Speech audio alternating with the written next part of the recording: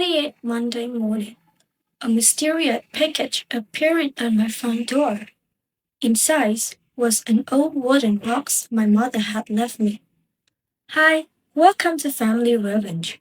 Today, I'm sharing a new story with you. 8:30 a.m. on a Monday, I received a mysterious package at my door sent by my husband's most trusted assistant. Inside was an old wooden box, a relic my mother left behind. A few hours later, the moment my husband saw it, he coldly said, "Throw that trash away." I was actually going to do it, until the box slipped from my hands, hit the floor, burst open, and what lay inside exposed the secret my husband had buried for years. Thank you for choosing to be here.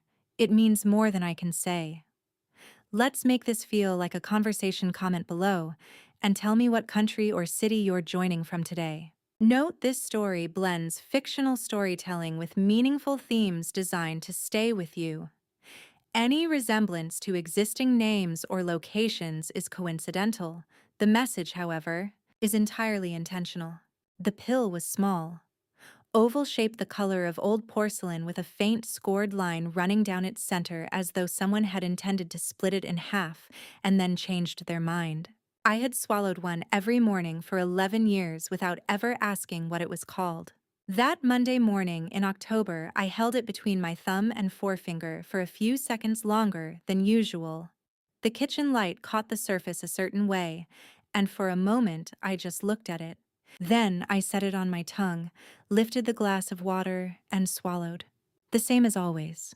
Outside the kitchen window, the Blue Ridge Parkway curved through the mountain in the distance, and the trees along the ridge had turned the deep red and amber of early October. It was the kind of view that belonged on a calendar. People drove hours to see those colors. I had stood at this window for 11 years and watched the leaves change every fall. And somewhere along the way, it had stopped feeling like anything at all. Preston came downstairs at 6:52. I knew his schedule the way you learn the sound of a house settling, not because you tracked it, but because you had simply been inside it long enough. He poured his coffee without speaking, stood at the counter reading something on his phone, and was reaching for his coat before I had finished my first cup. "I'll be late tonight," he said. Not a question, not an apology. A fact delivered to the room. "All right," I said. The door closed. I heard the low sound of his car reversing out of the driveway, the tires on the gravel, and then nothing. I sat at the kitchen table for a while after that. It was a long table, dark walnut, 8 chairs, and I occupied one end of it the way a single book occupies a shelf. There was one plate, one mug, one folded cloth napkin. The other 7 chairs had not moved from their positions in longer than I could honestly say. I tried at some point during that second cup of coffee to remember the last time I had made a decision on my own. A real decision, not which brand of sparkling water to order from the grocery list I submitted to Deirdre Voss each week for review. Not which sweater to wear to one of Millicent's Sunday lunches, but something that actually mattered. Something that was mine. I could not remember. Deirdre Voss was Preston's personal assistant. She had been managing the household accounts since shortly after we moved into the Asheville house. A task Preston had suggested made sense given how busy things had gotten. I had agreed. That was the thing about Preston's suggestions, they always arrived wrapped in reasonableness. And by the time you noticed what they actually meant, you had already said yes. What it meant was that I had not held a personal credit card in 9 years. What I needed, I requested. What I received was appropriate and accounted for. It was a system, Preston would have said. An efficient one. I thought about my mother that morning. I often did, though I had learned not to mention it. Sylvia Crane had been a woman who moved through the world as if she owned a quiet piece of it, not loud, not forceful, but deeply certain of where she stood. She had grown herbs on 2 acres outside Black Mountain, 30 minutes east of Asheville. And she had known the name of every plant she cultivated, its Latin classification, its medicinal properties, the precise conditions under which it thrived or failed. She paid attention. That was the thing about her. She noticed everything. She was the last person who had told me I was worth noticing. She had been gone for 27 years, and still on mornings like that one, I caught myself reaching for something she had said, some phrase. Some look she'd given me the way you reach for a glass in the dark and are surprised when your hand finds only air. I rinsed my cup at the sink and stood looking out at the mountains for a while. The prescription bottle was still on the windowsill where I kept it. I picked it up, turned it to read the label. Dr. Harlan McLeod. I had seen Dr. McLeod exactly twice since he had begun managing my care. Both times Preston had been in the room. I set the bottle back down. The doorbell rang at 8:30. Not the chime I usually heard from UPS or the grocery delivery, a single deliberate press. I went to the front door and found a small parcel on the step. Brown paper neatly taped, no larger than a shoebox. I looked past it at the driveway and then down the long curve of the road beyond the gate, but there was no truck, no car pulling away, no one. I picked it up. The handwriting on the front stopped me before I had even straightened. Not a printed label, not a typed address slipped under clear tape. Handwriting, careful, deliberate letters in blue ink spelling out my name. Genevieve Holloway. No return address, no sender, nothing else at all. I stood in the open doorway in the October air with the parcel in both hands, and for a reason I could not have explained at the time, my heart had begun to beat a little differently than it had a moment before. I left the package on the kitchen counter for 3 hours before I opened it. It took me that long to remember I was allowed to. That sounds like a small thing. It wasn't. There had been a period in my life a long time ago now when I had moved through the world without asking permission for anything. I had opened packages, made phone calls, driven to places on a whim, spent money I had earned on things I wanted, simply because I wanted them. Somewhere in the past 2 decades, that version of me had gotten very quiet. I had stopped noticing her absence the same way you stop noticing a piece of furniture that has been moved out of a room. The space is still there. It just no longer registers as loss. I unwrapped the brown paper slowly at the kitchen counter. Inside was a wooden box. It was not large, maybe 12 inches long and 8 wide, the kind of proportions that suggested it had been built to hold specific things. The wood was a warm, dark mahogany, worn smooth along the edges from years of handling, and along the lid, carved in shallow relief, ran a pattern of flowers and trailing stems that stopped me completely. I set my hands flat on either side of it and leaned closer. Lavender, echinacea, what looked like the branching leaves of a lemon balm plant. The carvings were precise, botanical in their accuracy, with the careful attention of someone who actually understood what they were drawing. I had seen that same arrangement of plants once before, not on a box, but growing in long, organized rows in the sloped garden behind a small house in Black Mountain, North Carolina. 30 minutes from where I was standing, my mother's garden. Sylvia Crane had tended that property for the better part of 30 years. She had known every plant in it by name, scientific and common. And she had kept the borders of her garden the way some people keep journals, deliberately, personally, with more care than anyone else would have fully understood. I had not thought about that garden in longer than I could say. I was still standing at the counter, one hand resting on the lid of the box, when I heard the front door. Preston was home earlier than usual. Not dramatically so, but I knew his schedule well enough to notice the difference. He came into the kitchen, still wearing his coat, set his bag down by the island, and poured himself a glass of water from the filtered tap. "You're back early," I said. He glanced at me, then at the box on the counter. The glance lasted exactly 2 seconds. I counted, though I could not have said why. "Meeting got moved," he said. He took a long sip of water. "What is that?" "It came in the mail this morning." He looked at the box again briefly, then back at his glass. "Looks like old junk. Don't leave it sitting out too long." He picked up his bag and walked through toward his office, and that was the end of it. I stood exactly where I was. The box was still in front of me. The late afternoon light coming through the front windows had gone the pale gold of 4 o'clock, the kind that made everything in the room look slightly warmer than it was. I picked the box up and carried it into the living room. The brown leather sofa faced the window, and I set the box on the coffee table in front of it. then sat down and looked at it for a while without opening it. The carving on the lid caught the light in the shallow grooves, the tiny, precise leaves of the lemon balm casting thin shadows. Preston had not asked where it came from. I turned that over in my mind slowly, the way you test ice before you step onto it. A package had arrived at our house with no return address. No sender identified, just my name, written by hand. And the man I had been married to for 22 years had looked at it for 2 seconds and told me it was junk. He had not asked where it came from. The thought sat with me through dinner, which was quiet in the familiar way our dinners had become quiet, not hostile, not tense, simply empty. Preston spoke at some point about a development at Research Triangle Park, the pharmaceutical research campus in Durham, where Holloway Bioscience maintained its primary operations, and I nodded at the appropriate intervals without processing much of what he said. I was thinking about the box. That evening, after the dishes were cleared and Preston had gone to his office to finish something he said he needed to finish, I brought the box upstairs and set it on the nightstand on my side of the bed. I lay awake for a long time. It had been years since I felt curious about anything. Not the surface kind of curiosity that comes from reading a headline or hearing about someone else's news, but the kind that settles into your sternum and does not leave.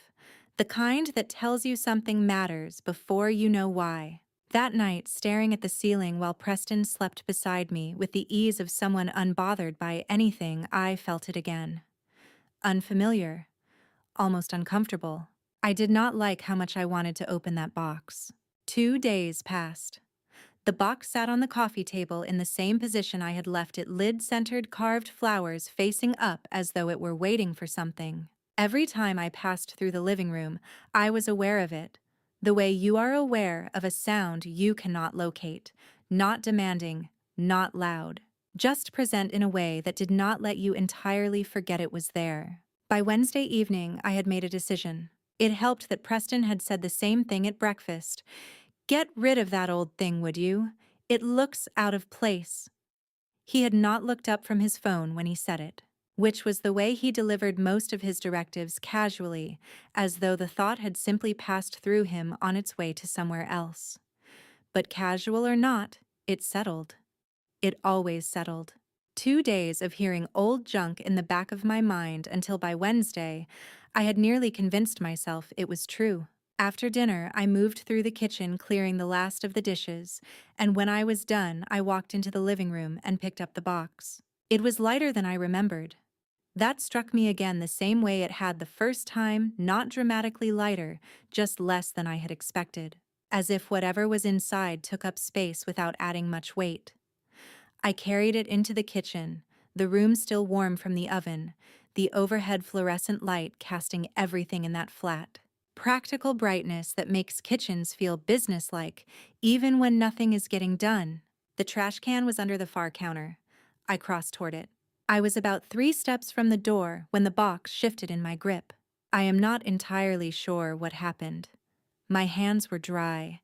I had not been rushing, but something in the way I was holding it was slightly wrong, too far forward. Not enough support underneath, and then the wood was no longer in my hands. There was a brief moment of weightlessness, the kind that expands in your memory even though it lasted less than a second. And then the box hit the tile floor. The sound it made was a short, sharp crack, the kind that rings off hard surfaces and takes a moment to fully fade. I stood perfectly still. The lid had sprung open. I looked down at it from where I stood, not moving yet, the way you wait after a noise to see if anything else follows. The box lay on its side lid ajar at roughly 45 degrees. And in the gap between lid and body I could see something, the corner of what looked like a cover, dark green, with the dull matte texture of fabric that had aged without care. I crossed the remaining distance and lowered myself to the kitchen floor. The tile was cold through the knees of my pants. The fluorescent light above me hummed its single flat note. Somewhere behind me, the refrigerator cycled on. I opened the lid the rest of the way. Inside there were 2 things. The first was a journal, a field journal of the kind used for scientific observation, its cover a deep, weathered green.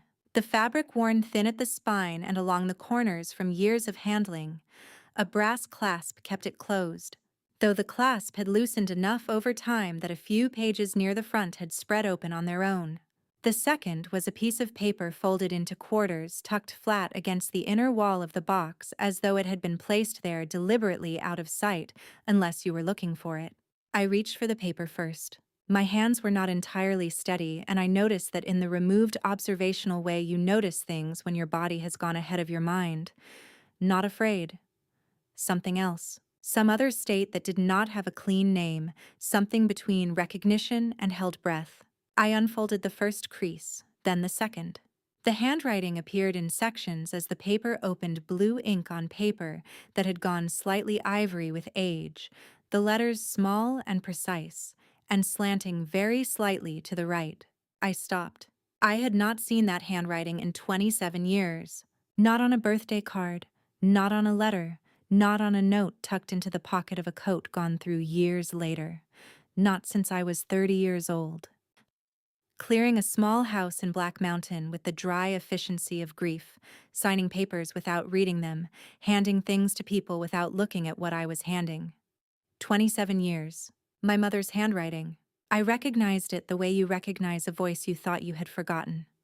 Not consciously, not by comparing it to some memory you had preserved, but in the body in the chest.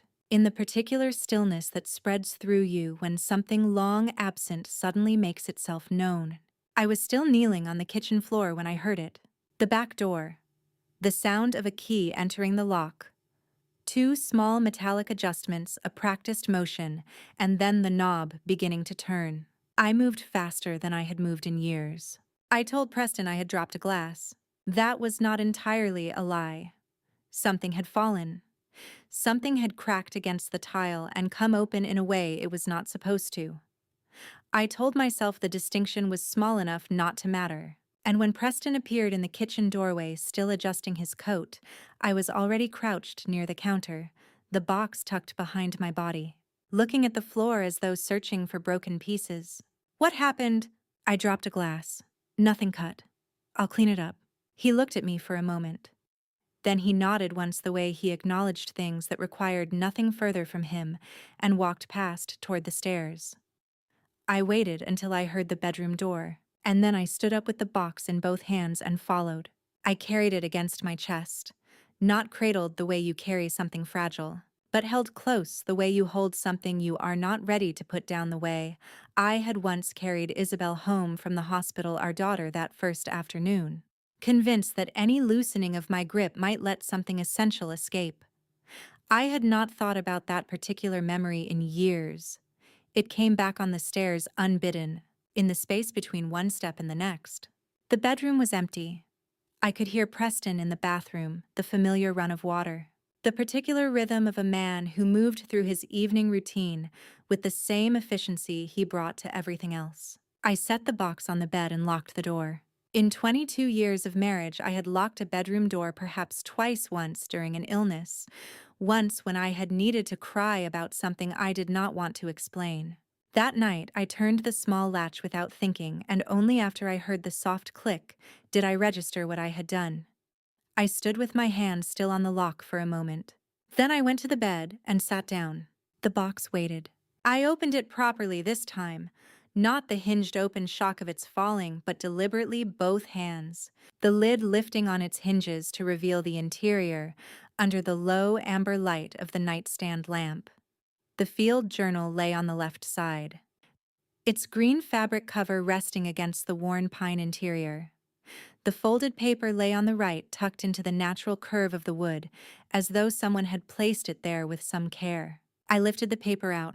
Standing at the kitchen floor, I had managed to unfold only the first two creases before the sound of the back door had sent everything into motion. Now, in the quiet of the room with Preston a door and a hallway away, I unfolded the rest. It was a letter. Not a note. Not a few lines on a scrap of paper, but a full letter. 3 paragraphs. Written on paper that had once been white and had gone in the years since to the warm ivory of old photographs. The ink was blue and steady. The date at the top was from the spring of 1995. I had been 28 years old. I began to read. My mother had always written the way she spoke plainly without decoration, going directly at the thing she meant to say. There was no preamble, no explanation of why she had written or where she expected me to find it. She simply began as though continuing a conversation that had only been briefly interrupted. She wrote about the years she had known me, about the girl I was before I became so careful about taking up space. She wrote that somewhere in my life I had learned to make myself smaller, and that she had watched it happen and not known how to stop it, and that this was the thing she was most sorry for. She wrote that I had confused accommodation with kindness and endurance with strength, and that they were not the same thing, not even close. And then she wrote the sentence that made me put the letter down. "You were never fragile, my love. They needed you to believe you were." There is a significant difference between a thing being true and a thing being useful to someone else. I set the letter on the bedspread. I looked up at the ceiling. The crack ran diagonally from the light fixture toward the far corner, the same small imperfection I had looked at from this bed for 11 years. I had never once thought about it as a crack. It had simply been part of the ceiling, part of the room, part of the fixed and unquestioned landscape of my life. I did not know exactly what I felt in that moment. It was not a clean emotion. It was several things compressed into the same space, the particular sorrow of being understood by someone no longer present to understand you. And beneath that, a heat that was not quite anger and not quite grief, but had elements of both. I cried. Not the controlled, careful variety I had occasionally permitted myself in this bedroom over the years, a few managed tears, silent, contained. Something older than that. Something that had been waiting for permission. I pressed the back of my hand against my mouth and let it pass. When it did, I picked the letter back up and read the final lines. "There is more than this letter.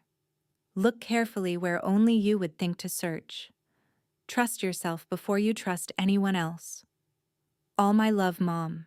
I read those 3 lines 4 times. Then I set the letter down and picked up the box. This time I was not looking at what was inside it. I was looking at the box itself, the seams, the edges, the way the bottom sat against the frame. My mother had been a scientist. She had built things to last and hidden things to be found. I ran my fingernail slowly along the interior edge of the base and began to press. It was 2 in the morning when I found it. Preston was asleep. The house had gone fully quiet in the way old houses do after midnight. Not silent exactly, but settled. The particular stillness of a structure that has stopped adjusting to the movement of people inside it.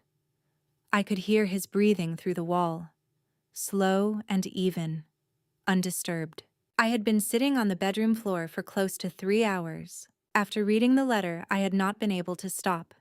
My mother's last line had reset something in me. Look carefully, where only you would think to search. And I had taken her at her word, with the focused, slightly unhinged persistence of someone who had not had a purpose in a very long time.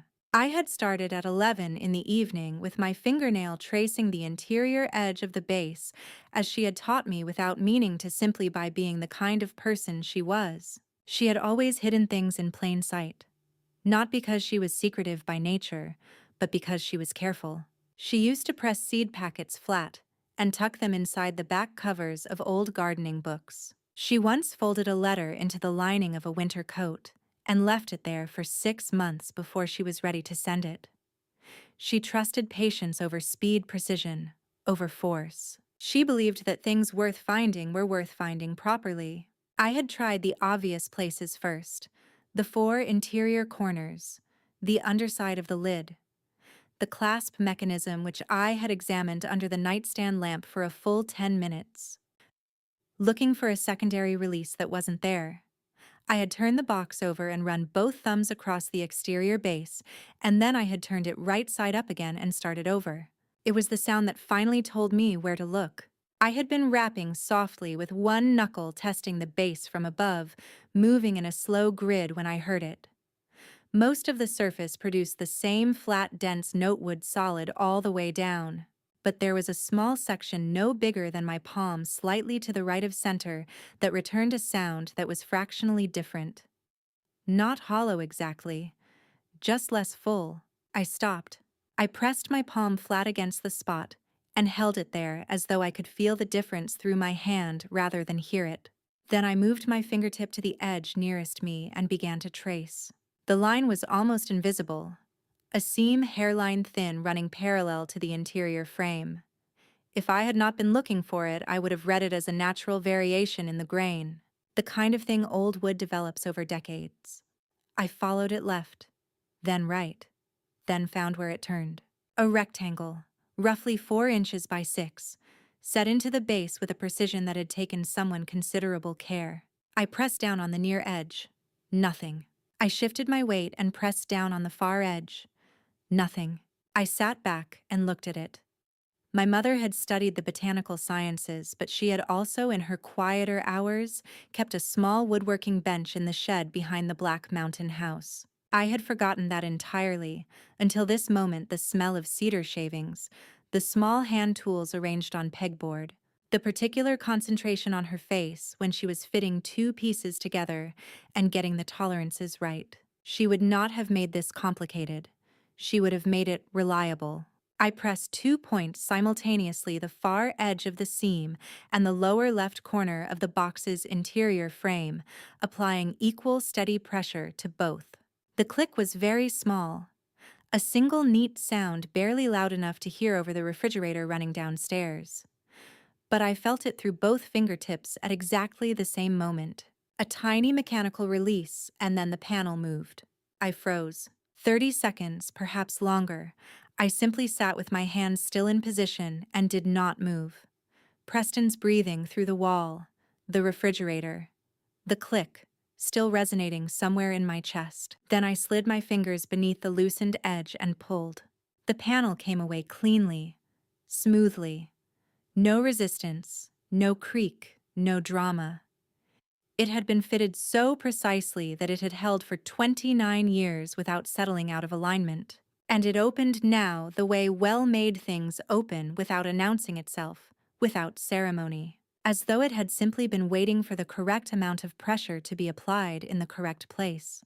The compartment beneath was shallow, perhaps an inch deep, no more. Inside it, 2 things. The first was an envelope cream-colored, the paper thick and slightly textured, the kind of envelope that costs more than the average and was chosen to last. It was sealed. The flap pressed down with the kind of firm adhesion that holds over years rather than weeks.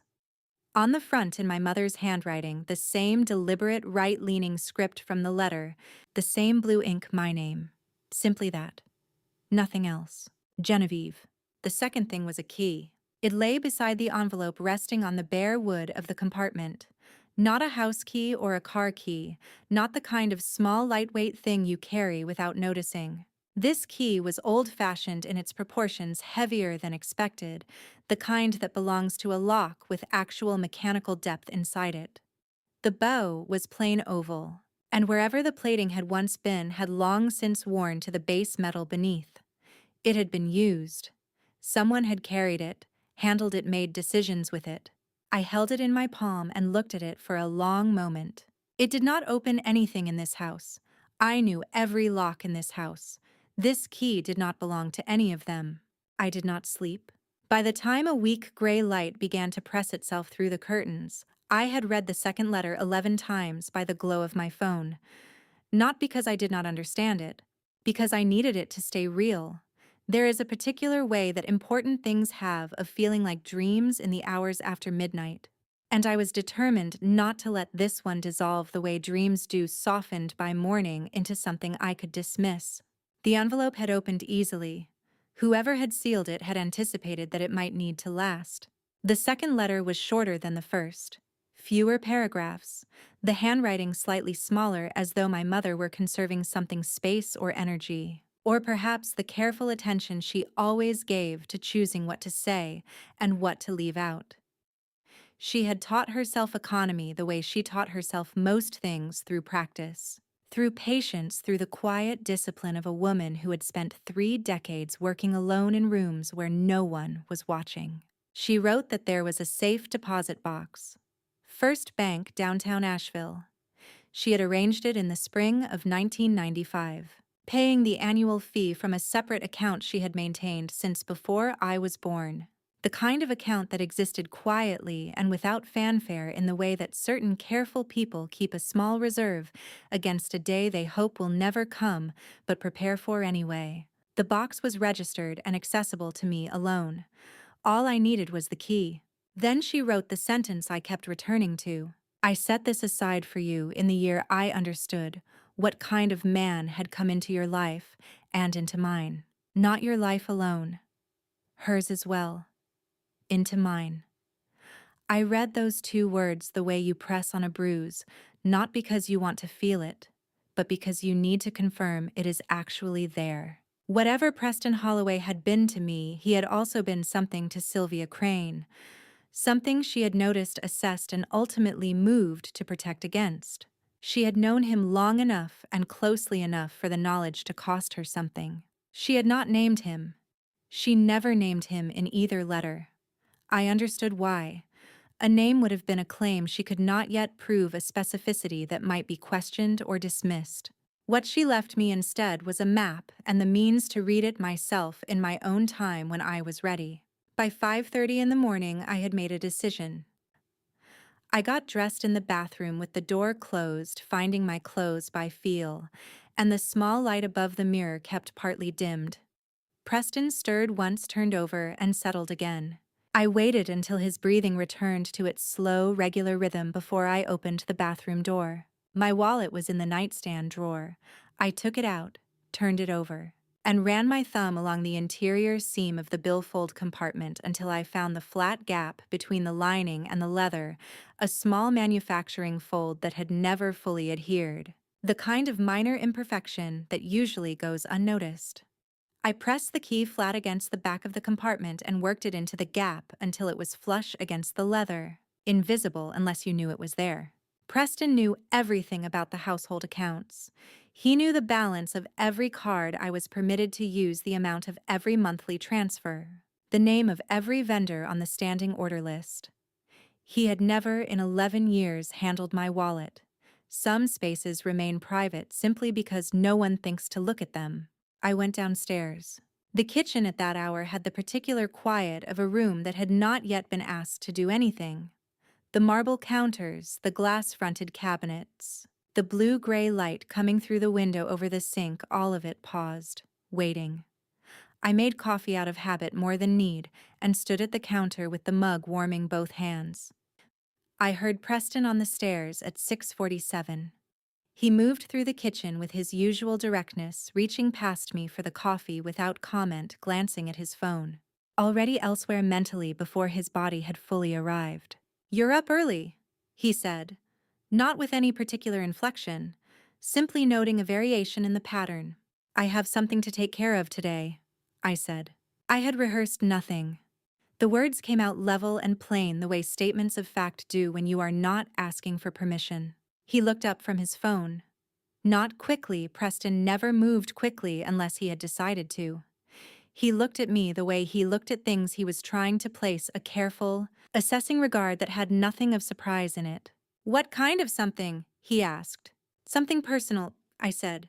He held my gaze for a moment. Then he looked back at his phone. "Fine," he said, and that was all. He finished his coffee, picked up his bag, and left. I stood in the kitchen after the door closed and listened to the sound of his car leaving. Then I picked up my own keys from the hook by the garage entrance, my keys to my car. A motion so ordinary it had once required no thought at all, and I walked out. I was on the road before 8. The drive from the house into Asheville proper took 12 minutes. I had made it hundreds of times, usually with a specific purpose Preston had been told about and found acceptable. Grocery runs. The occasional appointment. A friend's birthday lunch vetted and mentioned at dinner the night before. This was different. This was mine entirely. In a way I had not experienced in longer than I could clearly recall. My hands were completely steady on the wheel. That surprised me more than anything else. I parked on Lexington Avenue at 8:53 and sat in the car for 4 minutes before I got out. The bank was directly across the street. I could see its front doors from where I sat, the glass panels reflecting the October morning, a woman in a burgundy coat already at the ATM, a delivery driver wheeling something on a dolly around the corner of the building. Ordinary things. An ordinary Thursday. I had driven past this particular block more times than I could count over the past 11 years, and I had never once noticed the color of those front doors. They were dark green, I saw now. Dark green with brushed chrome handles. I got out of the car. Preston had told me early in our marriage that I was not particularly well suited to financial matters. He had not said it unkindly. That was the thing about the way Preston delivered certain observations. There was never any sharpness in them, no tone of condescension you could point to and name. He said it the way you tell a young child not to touch a hot stove, gently, for their own protection. And because the conviction behind it was so consistent and so patient, I had eventually stopped disagreeing with it. I had let it become part of the story I carried about myself. The lobby of First Bank was cool and quiet, the way bank lobbies tend to be, a temperature that exists slightly apart from the weather outside, and a particular orderliness to the carpet. The rope dividers, the low counter where two tellers stood behind computers. A small arrangement of artificial flowers in a glass vase sat on the corner of the service desk, perfectly round, perfectly still. I walked to the counter and set the key down. The teller was a woman in her mid-30s with reading glasses pushed up on her head. She looked at the key without touching it, then at me. "I have a safe deposit box registered here," I said, "under Genevieve Holloway." She nodded and began typing. I watched her face while she worked the small movements of her eyes across the screen, the slight pause. Then she looked up. "Taste, it looks like this box was originally registered in the spring of 1995, she said. "Has there been any account activity since then that you're aware of?" "No," I said. "This is the first time I've come in." She looked at me a moment longer than was strictly necessary for the transaction in the mild, professional way of someone who has seen enough unusual situations to stop being openly surprised by them. Then she was looking back at the screen. "The box has been registered here for 29 years, Ms. Holloway." She said it neutrally, simply reporting the fact. "I'll need to see your ID and we'll get you into the vault." 29 years. I had my hands flat on the counter by then, which helped. The marble was cool, solid, reliable. I pressed my palms against it and took a slow breath and waited for the number to settle somewhere outside my chest, where I could look at it without it rearranging anything. 29 years ago, in the spring of 1995, my mother had stood in a bank lobby not unlike this one. She had filled out the necessary forms. She had designated me as the sole authorized person. She had paid a fee she would go on paying every year for the remaining 2 years of her life. And presumably whatever arrangement she had made had continued to honor that registration without interruption. For 29 years, a small metal box had been sitting in a vault on Lexington Avenue in downtown Asheville waiting. I had been 28 years old in 1995. I was not yet married. Preston and I had been together for 3 years by then, long enough that my mother would have known him well, long enough for her to have formed opinions. The phrase from her second letter surfaced without effort the year I understood what kind of man had come into your life and into mine. The teller came around the counter and led me down a short hallway and through a heavy door. The vault room was smaller than I had imagined. A single table occupied the center, with 2 chairs and a lamp. The walls were lined with metal boxes in graduated sizes, each with 2 keyhole slots. She located the box from the number on my key. It was in the lower half of the wall, one of the more substantial sizes, and she produced the bank's master key from a case at her belt.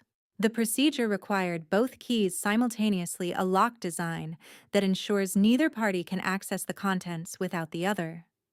She explained this briefly, efficiently, then turned both keys at once. The click was heavier than the one I had felt in the wooden box 2 nights earlier, a more substantial sound built for permanence.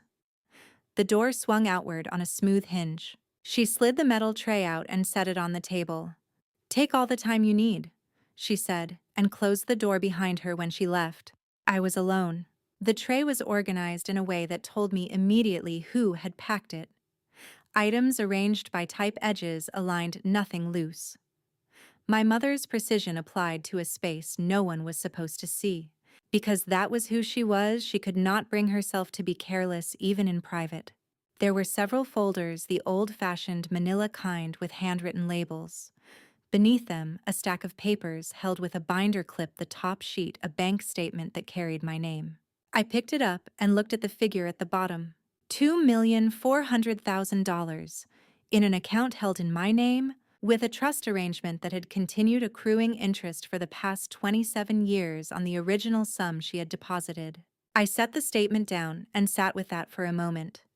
It was not a number that rewrites the world, but it was a number that answered a very specific question I had carried for 11 years, the question of whether I would have any other option if the moment ever came. I had an option. I reached for the last item in the tray. A journal, small bound in dark brown leather, the cover worn to the smooth, almost soft quality that develops only through sustained, repeated contact. Someone had held this often and held it with both hands. I opened it. The first page carried a single line written in my mother's hand, careful and centered at the top of the page. Symptom Journal, Sylvia Crane, Year 1. I did not know yet what that meant. I was not certain in those first seconds that I wanted to. But something lower in my chest had already come to its own conclusion. Some part of me that understood things before my mind was ready to receive them had felt the weight of that title and gone very, very still. The room was quiet enough that I could hear myself breathing. Not the polite background quiet of a library or a waiting room, but genuine silence, the kind that exists inside a bank vault behind several inches of steel and a sealed door, where sound does not enter or exit without permission. I had been sitting at the small table in the center of the room for close to an hour. The lamp on the table threw a warm, focused light across the open journal. My coffee from the morning was long gone. I had not moved to get anything else. I had been a scientist once in the small way that people who study things and pay close attention to them are scientists. My undergraduate degree was in applied chemistry, a fact that had faded from my daily life so completely that I sometimes forgot I had earned it. My mother had been the real scientist between us. She brought to observation a patience and rigor that I had always admired and never fully replicated. Reading her journal, I recognized the method immediately. The early entries were exactly what the title suggested: systematic, precise, clinical in their structure. She recorded dates in the upper right corner of each entry, followed by a time. Occasionally a weather note, temperature, barometric pressure on days when she felt it might be relevant. The entries in the first third of the journal concerned her botanical research almost exclusively. Extraction ratios, yield comparisons across different harvest seasons. Notes on how altitude and soil composition affected the alkaloid content of specific plants. The handwriting in these pages was firm and consistent, the ink pressed with even pressure. The sentences completing themselves without hesitation. She had been well when she wrote these pages. I could feel it in the certainty of the prose. Then the entries changed. It was gradual at first. A shift in subject matter, not yet in tone. References to meetings, a visitor. She did not name him immediately. She used an initial. The way researchers sometimes anonymize subjects in early notes before the significance of a pattern has fully revealed itself. P came by the property again today. He is interested in the crane root formulation. I explained, as I did last month, that the full sequence is not available for licensing at this time. P asked again. He brought paperwork this time. P arrived without calling ahead. I asked him to leave. He left, but he will be back. The initial appeared with increasing frequency across the following pages. The tone around it shifted in ways that were hard to name precisely, not alarmed, not frightened, but careful. The kind of careful a woman exercises when she has begun to understand something and is not ready to commit it to certainty yet. She kept recording. She kept dating every entry. She kept her handwriting even. Then the entry from late October of 1996. I am not certain I was fully present for the meeting on Thursday. My memory of the afternoon is fragmentary. I have found paperwork in my study that I do not remember receiving. It concerns the crane root formulation and several related compounds. My signature appears on the third page. It is my signature, the shape of the letters. The particular way I cross the T in Sylvia, but I do not remember the pen in my hand. I have been unwell this week. I should speak with my doctor. I set the journal down. I picked it up again. I turned 3 more pages. The handwriting, which had remained level for so long, was beginning to show something new, not a tremor, not the looseness of age, but a tension.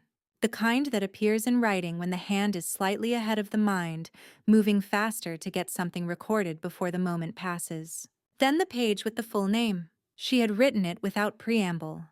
No entry header, no date at the top, just the name at the beginning of a sentence that continued below. Preston Holloway has been in contact with my attorney. She had written it in capital letters, and beneath the name, a line underscored with the same pen drawn with deliberate, steady pressure, the kind you apply when you want a thing to be unmistakable. Preston Holloway. I stared at those 2 words. The same name on the deed to the house in Asheville. The same name on the auto insurance policy, the health coverage documents I had not read in years, the homeowner's policy Deirdre Voss maintained. The same name at the bottom of the holiday cards we sent every December. The name I had signed alongside for 22 years. My mother had written it with a line beneath it. She had known. She had known him specifically by name, and she had been keeping records the way you keep records when you believe the records will eventually matter. I turned the next page. I read 2 more entries. The handwriting had grown smaller, as though she were conserving energy. The facts she recorded were the same facts in different configurations. The transfer she did not remember agreeing to. The treatment protocol that was not producing the results her physician had predicted. The fatigue that arrived each evening with a regularity that did not match her diagnosis. I turned to the final page with complete text on it. It was a short paragraph. She had written it in a hand that was still recognizably hers, but had lost some of the earlier evenness, the letters less uniformly spaced. The pressure on the pen inconsistent in a way I had not seen in any of the previous pages. I do not believe this transfer was executed under circumstances that would hold legal scrutiny. I do not believe I was in full possession of my faculties when I was asked to sign. And I do not believe that what is happening to my body is the natural progression of my illness. The next 4 pages had been torn out. Not accidentally, not by time or moisture or the wear of handling. The edges were too clean at the spine, a deliberate removal made by someone who knew which pages they were looking for. The gap they left was rough. At the binding, small threads of paper still attached evidence of something taken rather than lost. 4 pages, gone. I sat with the journal open to the ragged gap and did not move for a very long time. I walked out of First Bank at 11:17 and stood on Lexington Avenue. The October sun was higher now than when I had arrived, the light coming at a different angle across the buildings. Sharper and cleaner than the morning softness I had parked in nearly 2.5 hours ago. A couple passed me on the sidewalk, pushing a stroller, the woman talking on her phone without looking up. An older man with a folded newspaper tucked under his arm came from the opposite direction and gave me a brief nod before continuing past. A delivery van idled at the loading zone down the block, its hazard lights ticking in patient orange intervals. The world was continuing exactly as it had before I went inside. I stood still. There is something disorienting about walking out of a space where everything has changed and finding that the exterior world has not received the news. The sidewalk was the same sidewalk it had been when I arrived. The storefronts were unchanged. The light was simply light, and I was standing inside it carrying information that had altered the shape of the previous 11 years, in a way I had not yet fully processed and did not know how to carry. I walked to my car. I sat down. I left the door open for the air.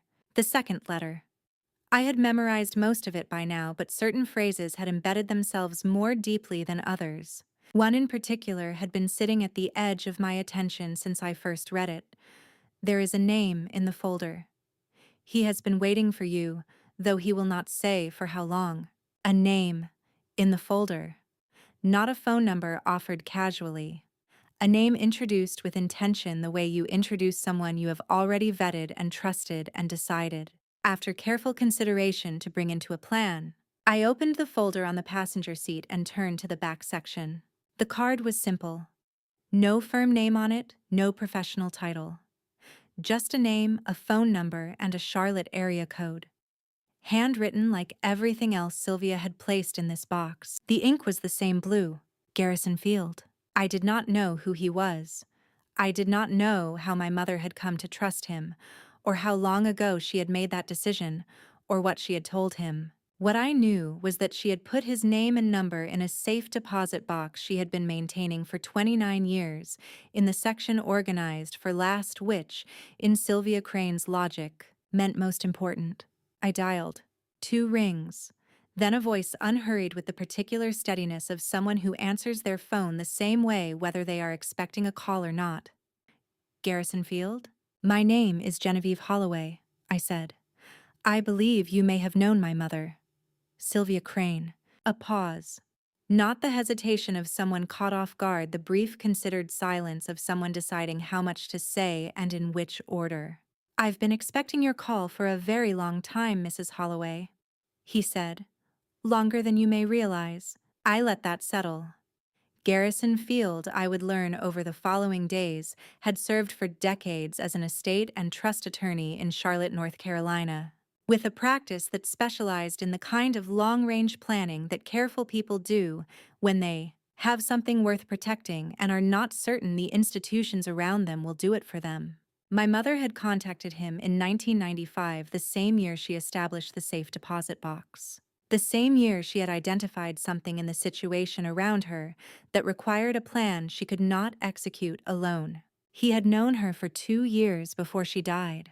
He had been maintaining her instructions for 27 years after. I'm looking at the folder now, I said. I've been at the bank this morning. Then you've seen the account statements, he said. And the journal. Yes, all of it. Most of it. There are pages missing from the back. Another pause. Shorter this time. I know, he said. We talked for close to 20 minutes in the front seat of my car on Lexington Avenue with the door open and the October air moving through it. He was measured and careful over the phone, confirming rather than explaining. Yes, he was aware of the safe deposit box. Yes, he had been the one to advise on its structure. Yes, the accounting documents in the folder were accurate. Yes, he knew about the Crane root botanical formulation and the circumstances under which the transfer agreement had been signed in 1996. He did not offer details unprompted. He answered what I asked and left room for me to ask more, which I did. What your mother built for you, he said at one point, was not simply financial protection, though that matters too, and it is real. What she built was something she assembled piece by piece. Over 2 years, while she was still well enough to do it, knowing she might not remain well enough to finish it if she waited. He paused. She was very deliberate about what she was protecting you from. She never said the word directly to me, but she did not need to. She was protecting me from him, I said. He did not confirm or deny it.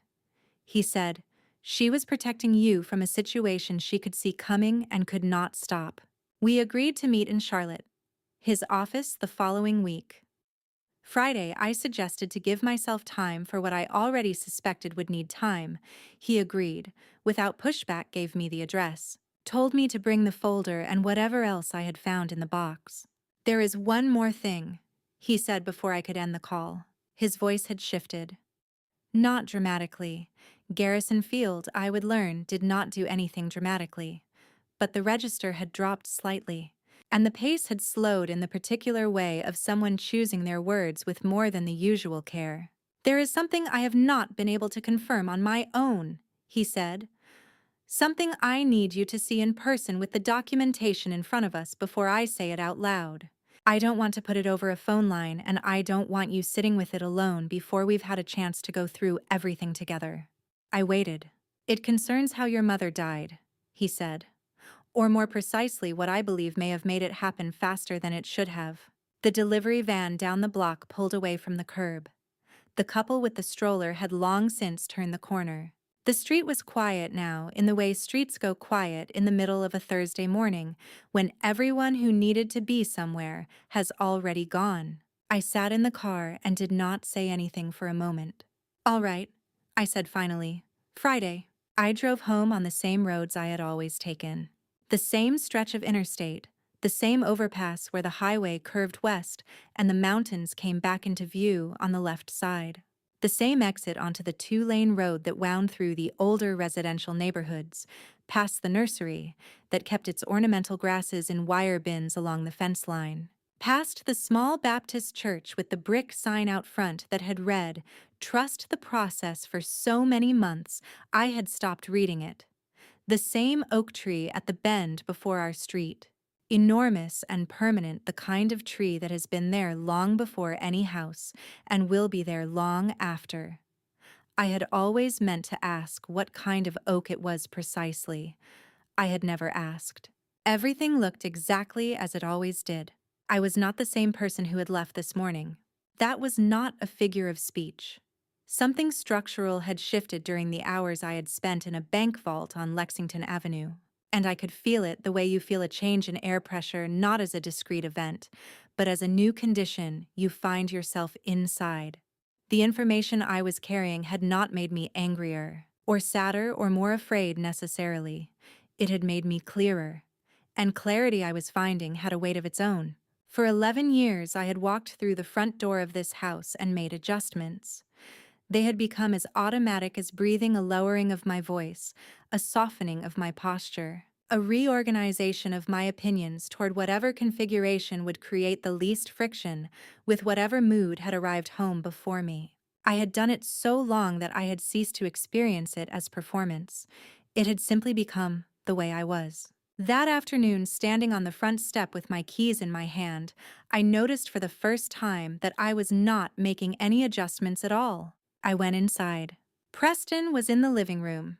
He was standing rather than sitting, which was notable. He was not a person who stood without purpose. And the laptop on the coffee table in front of the sofa was open to something he was not reading. He had been waiting, in the particular way of someone who has been waiting and prefers you not to know it. He looked at me when I came in. "You were gone all morning," he said. "Yes," I said. "Where did you go?"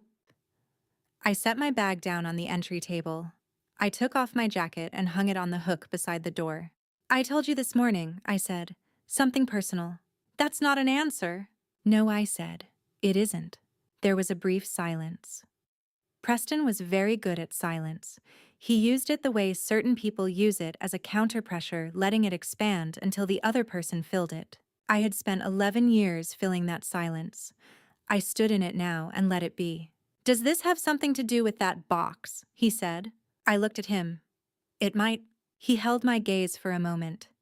Then he looked down at the laptop, closed it with one hand in a single smooth motion, picked it up, and walked through the hallway toward his office. No raised voice, no challenge. He simply took himself out of the room, the way someone removes a piece from a board game when the move no longer suits them. I stood in the living room and listened to his office door close. It had been one of the quietest confrontations I had ever had with him. It had been the first one I had not walked away from feeling that I had somehow lost. He had not asked where I went. He had asked about the box. There was a difference, and I turned it over carefully on my way to the kitchen, where I stood at the sink and poured myself a glass of water and looked at the mountain view that had lost its ability to register as beautiful somewhere in the past decade and was now simply there. He had looked at the box before he asked about it. He had not asked where the package came from when it arrived. He had told me to get rid of it before he could have known what it contained.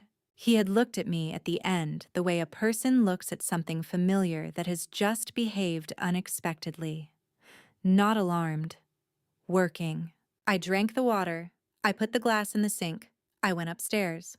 At some point in the evening, after a dinner that was quieter than even our usual quiet after Preston had gone to his office again, and the house had settled into its nighttime arrangement, I went to the bedroom and sat on the edge of the bed. The nightstand was to my right. On it, as every evening, the prescription bottle with its white cap. I picked it up, shook one small oval pill into my palm. 11 years. The same bottle, different refills, the same instruction, one tablet by mouth each morning. The same doctor's name on the label, Dr. Harlan McLeod, a physician I had seen exactly twice. Both times in Preston's company, both times in a conversation that Preston had guided. I thought about a sentence I had read that morning, written in my mother's handwriting, on paper that had been locked in a vault while I had been taking this pill, and not asking about it and shrinking incrementally into a version of myself that accepted the explanation without examining it. I do not believe my illness is progressing naturally. She had not been writing about me. She had been writing about herself, but she had been writing in 1996. And whatever she had noticed about the gap between what she was told and what her body was telling her was the kind of observation that once encountered did not stay contained to its original context. I set the pill on the nightstand. I set the bottle beside it. I looked at them for a moment. Then I lay down, turned off the lamp, and stared at the ceiling in the dark. I did not pick that pill up again. Before I tell you what Genevieve did that Friday morning, the decision that changed everything that came after, I want to hear from you. If you were in her position, would you do it? Would you walk away from the only life you have known? Drop the word open in the comments if you think she should. Drop wait if you think she needs more time. Let me know you're still here with me. A note before we continue this story weaves fictional elements into a deeply human experience, crafted to entertain and to linger. If this kind of storytelling isn't what you're looking for right now, no pressure to stay. For everyone still here, let's keep going. The pill had been sitting on the nightstand all night. I had looked at it when I first opened my eyes on Friday morning before the alarm went off, before Preston stirred on the other side of the bed. Small and white and ordinary against the dark wood of the nightstand, the same pill that had been placed in my hand by the same rotation of habit every morning for 11 years. I lay there for a moment and looked at it. Then I got up quietly, went to the bathroom and filled a glass of water. And then I did something I had not done in 11 years. I held the pill up to the light. The bathroom light was harsh and white at that hour. The pill looked the same as it always did, oval, slightly waxy in its coating, the scored line down the center. Unremarkable. The kind of thing you stop seeing after you have seen it enough times. Dr. Harlan McLeod. That was the name on the label. A physician I had sat across from twice in a beige office with Preston in the chair beside me both times, leaning slightly forward in the particular way he leaned when he was present in a conversation as a participant rather than a witness. I had been asked if I was sleeping. I had been asked about my anxiety levels. I had answered, and Preston had occasionally nodded, and the prescription had been renewed without further discussion. 11 years. I dropped the pill into the toilet. I pressed the handle and watched it go. Then I went back to bed and lay down and stared at the ceiling and waited for morning to fully arrive. The first 2 days were the worst. By Friday afternoon, my hands had developed a tremor I could not suppress. Not dramatic, not the kind of shaking that announces itself, but a persistent, fine-grained unsteadiness that made everything slightly wrong. I dropped a fork at dinner and blamed it on the dish being slippery. I held my coffee cup with both hands. I went to bed that night with a headache that had settled so completely behind my eyes that I could not identify where it began or ended, only that it was continuous and dense and indifferent to ibuprofen. Saturday was worse than Friday. The nausea arrived in the morning and stayed. I managed half a piece of toast. I told Preston I thought I was coming down with something, which was not entirely false. Whatever my body was doing, it bore a resemblance to illness. He looked at me briefly, said he hoped I felt better, and left for his office in the house. He did not offer to call Dr. McLeod. I noted that. Saturday night, I woke at 2 in the morning with my heart doing something unfamiliar. Not a pain, nothing that localized itself enough to be a pain, but an irregularity, a skipping, uncertain quality to the rhythm that was not how my heartbeat normally sounded from the inside. I sat on the edge of the bed in the dark with my feet on the floor, and my hand pressed flat against my sternum and talked to myself in the quiet, patient way you address a frightened animal.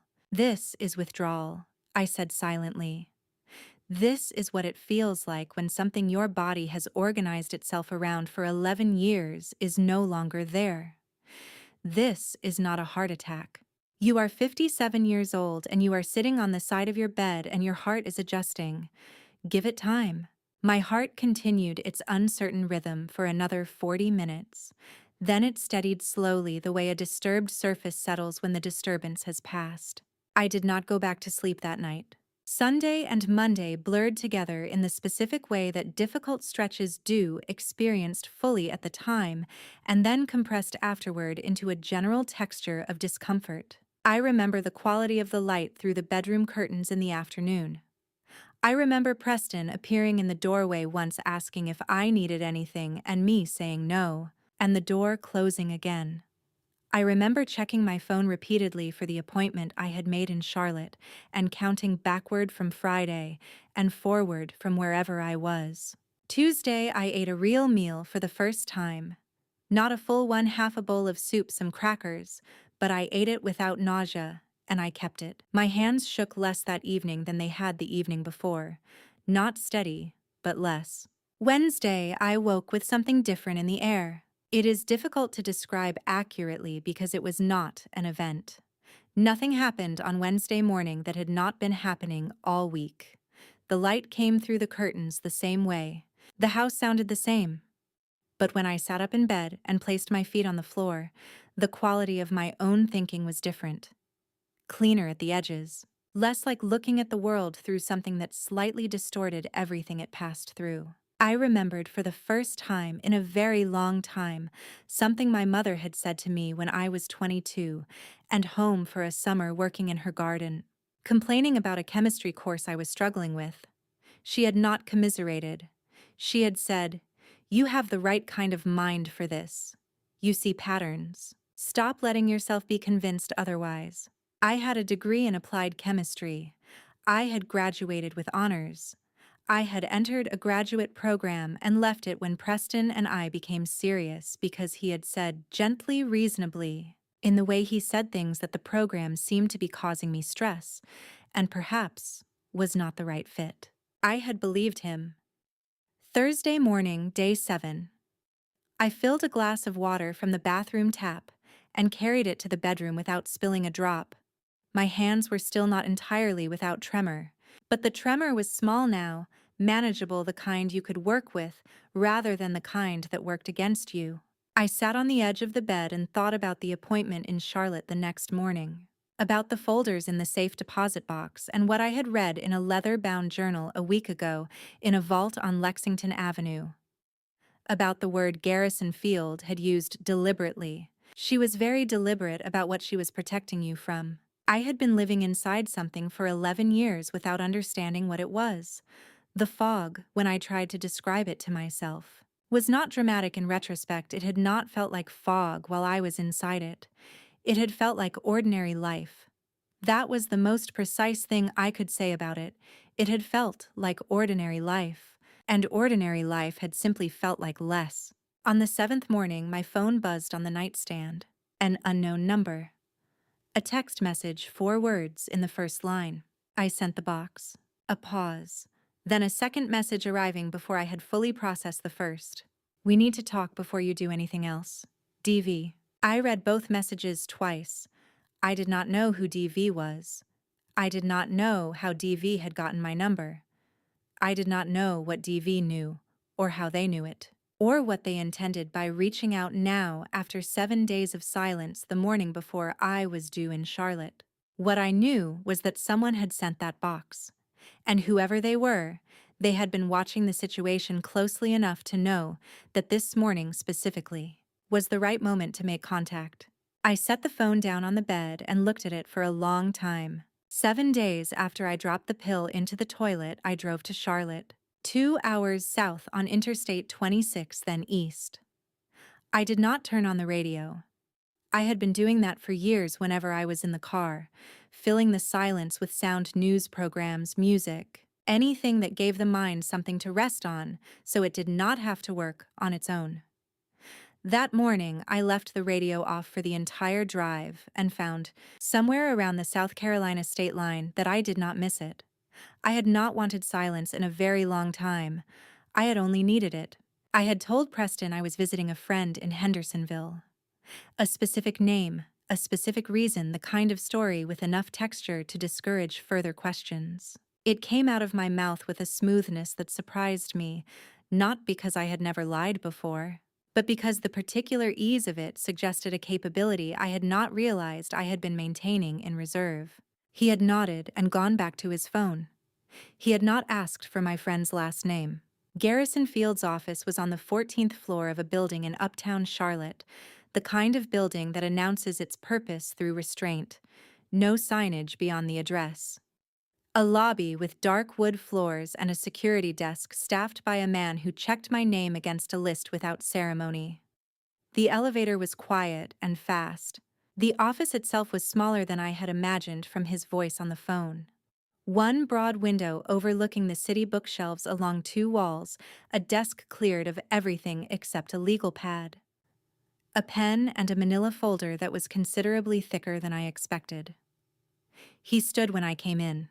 Garrison Field was in his late 60s, with the kind of face that had long since finished becoming what it was going to be, settled into itself, at peace with its own arrangement. He wore a charcoal suit that had been pressed that morning and glasses with thin wire frames. He shook my hand and held it for a moment longer than a pure formality required, in the way of someone making a genuine assessment.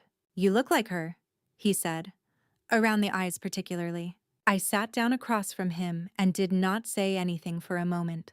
"She spoke about you often," he said. He returned to his chair. "She wanted me to know who I was eventually going to be speaking with." He opened the manila folder and began to lay things out on the desk between us, with the methodical care of someone who has organized this presentation more than once in his mind.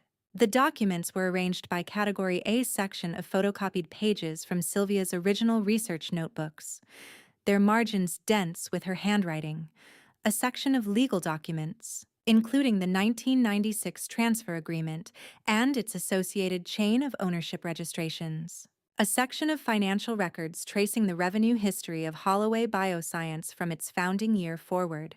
He let me look at them for a few minutes without speaking. Then he began. "The patents your mother's formulations were registered under in 1996 expired in 2016, he said. 20-year protection period standard under U.S. patent law. By 2016, those patents were public domain." He picked up his pen and held it without writing. Preston Holloway knew this was coming. He had known for years. A man who builds a pharmaceutical company on a foundation he did not legitimately acquire does not then fail to protect that foundation from expiration. What did he do? He converted the IP strategy from patent protection to trade secret protection. Specifically, the proprietary extraction methodology. Your mother developed the process by which the botanical compounds are isolated and stabilized. That process was never fully patented, because your mother never wrote it down in its entirety. She kept the final steps in her head. He paused.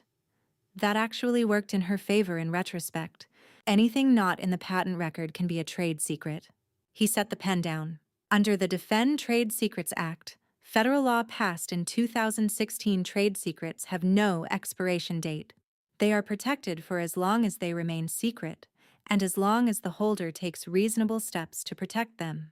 Preston has been exploiting your mother's extraction methodology for 27 years. Every product Holloway Bioscience has sold using that method is what the law calls a continuing misappropriation. Each new product line, each new commercial use, is a fresh, actionable event.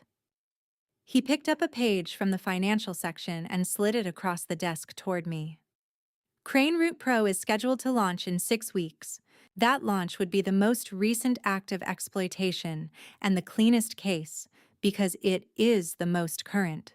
I looked at the revenue figures on the page he had given me. 27 years of Holloway Bioscience's net earnings organized by fiscal year, with a total at the bottom. $340 million. I set the page down carefully as though placing it too quickly might break something. We can discuss the litigation pathway in detail. Garrison said, but I want to show you something else first. He produced a second folder from the drawer to his left, thinner than the first. Your mother gave me these as well. Her technical notes. The working documents, not the final notebooks, but the drafts. The in-process records from the years she was developing the extraction method. He placed the folder in front of me and opened it. The pages inside were covered in Sylvia's handwriting, the same clear, deliberate script I had been reading for the past week, but denser here equations in the margins, structural notations, the shorthand of a working scientist, rather than a record keeper. I looked at the first page and felt something in my brain shift recognition from a distance, the way a word in a language you once knew looks familiar before you can recall its meaning. Applied chemistry. I had spent 3 years studying it before Preston had gently, consistently, persuasively redirected that part of myself into dormancy. The language on these pages was not foreign to me. It was simply language I had not been permitted to use. I read slowly, moving through a section on extraction ratios, then a section on temperature tolerances during the isolation process. Then a notation circled at the bottom of the third page. Binding catalyst proprietary step sequence never fully transcribed. Held in memory only. Do not commit to written record until transfer arrangements are confirmed. I stopped. I had seen this phrase before. Not in writing in practice.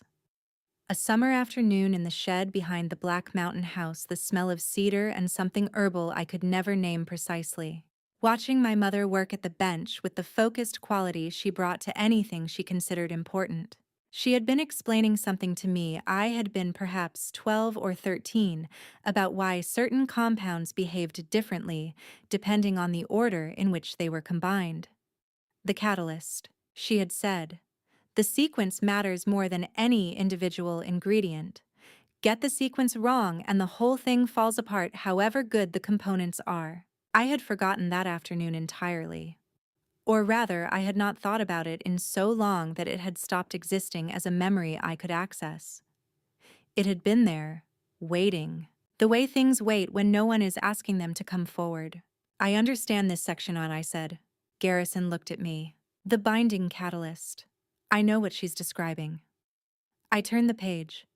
She explained the concept to me when I was young. I couldn't reproduce the specific sequence, I don't have that, but I understand the function. What it does to the compound stability. He was quiet for a moment. Your mother, he said finally, told me that she believed you would eventually understand more of this than you thought you could. I set the page down and looked across the desk at him. Every dollar Holloway Bioscience has made in 27 years, he said, traces back to her notebooks, to her process, to a method she built over 15 years of research that was taken from her during a week when she was not well enough to protect it. He paused. $340 million. The number sat in the room between us. But the financial fraud, Garrison said, setting both hands flat on the desk, may not be the worst of what happened. The city outside his window was making its ordinary noise 14 stories below. Cars, a siren somewhere distant. The particular hum of a working day continuing without interruption for everyone who was not sitting in this room. He picked up his pen. He laid it horizontal on the legal pad, a gesture so deliberate it seemed to signal a deliberate shift. Before I go further, he said, I want you to tell me something. In your own words, in whatever amount of detail you have. He looked at me steadily. How did your mother die, Genevieve? What were you told happened?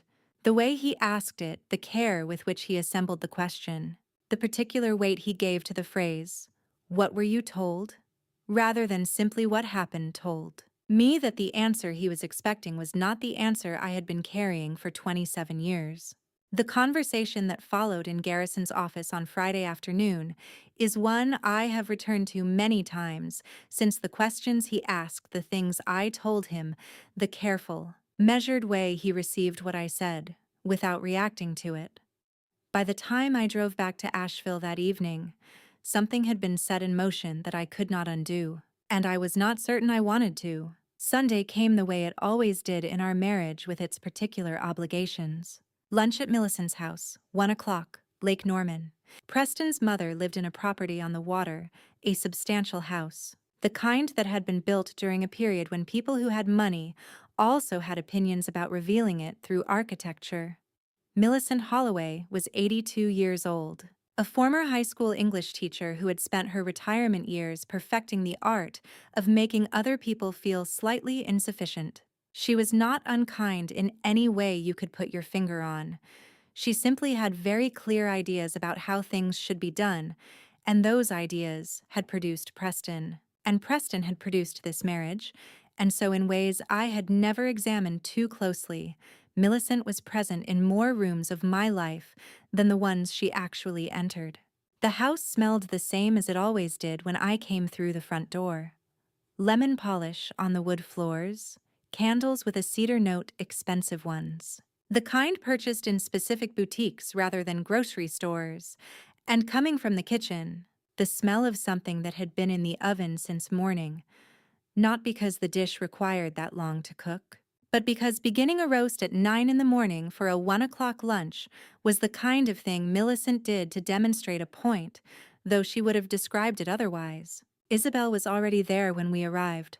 My daughter was 29.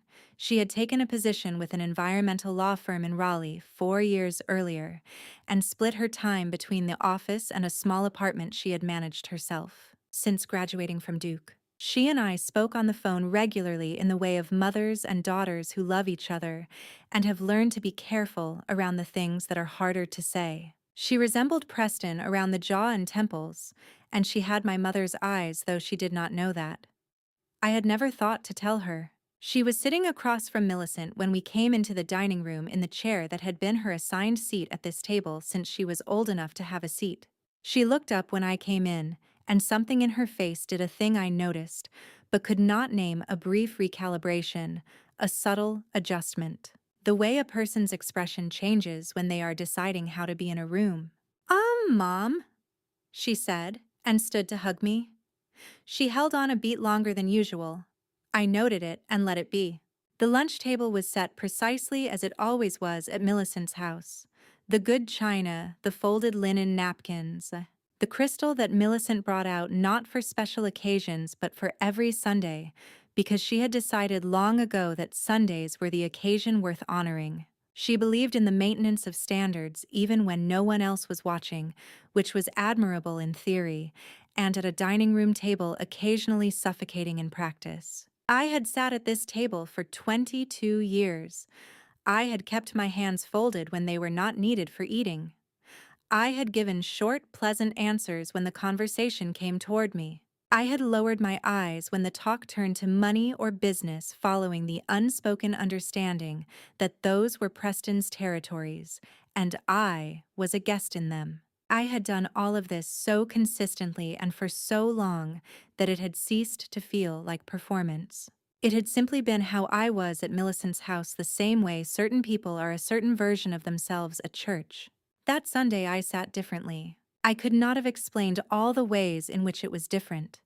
My posture was the same. I did not make a speech or change my expression. But something in how I occupied the chair had shifted the way the weight was distributed, the angle of my attention. I stayed present to the conversation instead of slightly behind it. Millicent noticed nothing.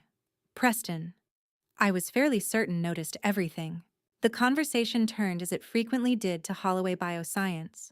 This had been a reliable Sunday topic for the better part of a decade: sales projections, quarterly results, partnerships in development.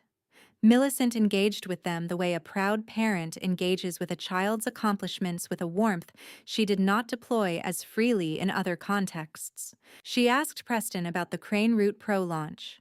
6 weeks out, he said. The rollout would begin on the East Coast, with national distribution following in the first quarter. Early feedback from the trial pharmacies had been favorable. Millicent said she had read something about it in a newsletter she subscribed to. She was pleased. She seemed to expect that the rest of us would be pleased as well. I picked up my water glass. Whose research is Crane Root originally based on? I asked. My voice came out exactly as I had intended, not sharp, not loaded with anything overt. A simple question. The kind of thing a person asks at a family dinner when a topic comes up they would like to understand better. The table changed. It did not become loud or dramatic. The change was subtler than that the particular adjustment that happens in a group of people when something unexpected has been introduced and everyone is deciding simultaneously how to respond to it. Millicent set down her fork. Preston looked at me. Isabel, who had been moving food around her plate, went very still. "It's a proprietary formulation," Preston said.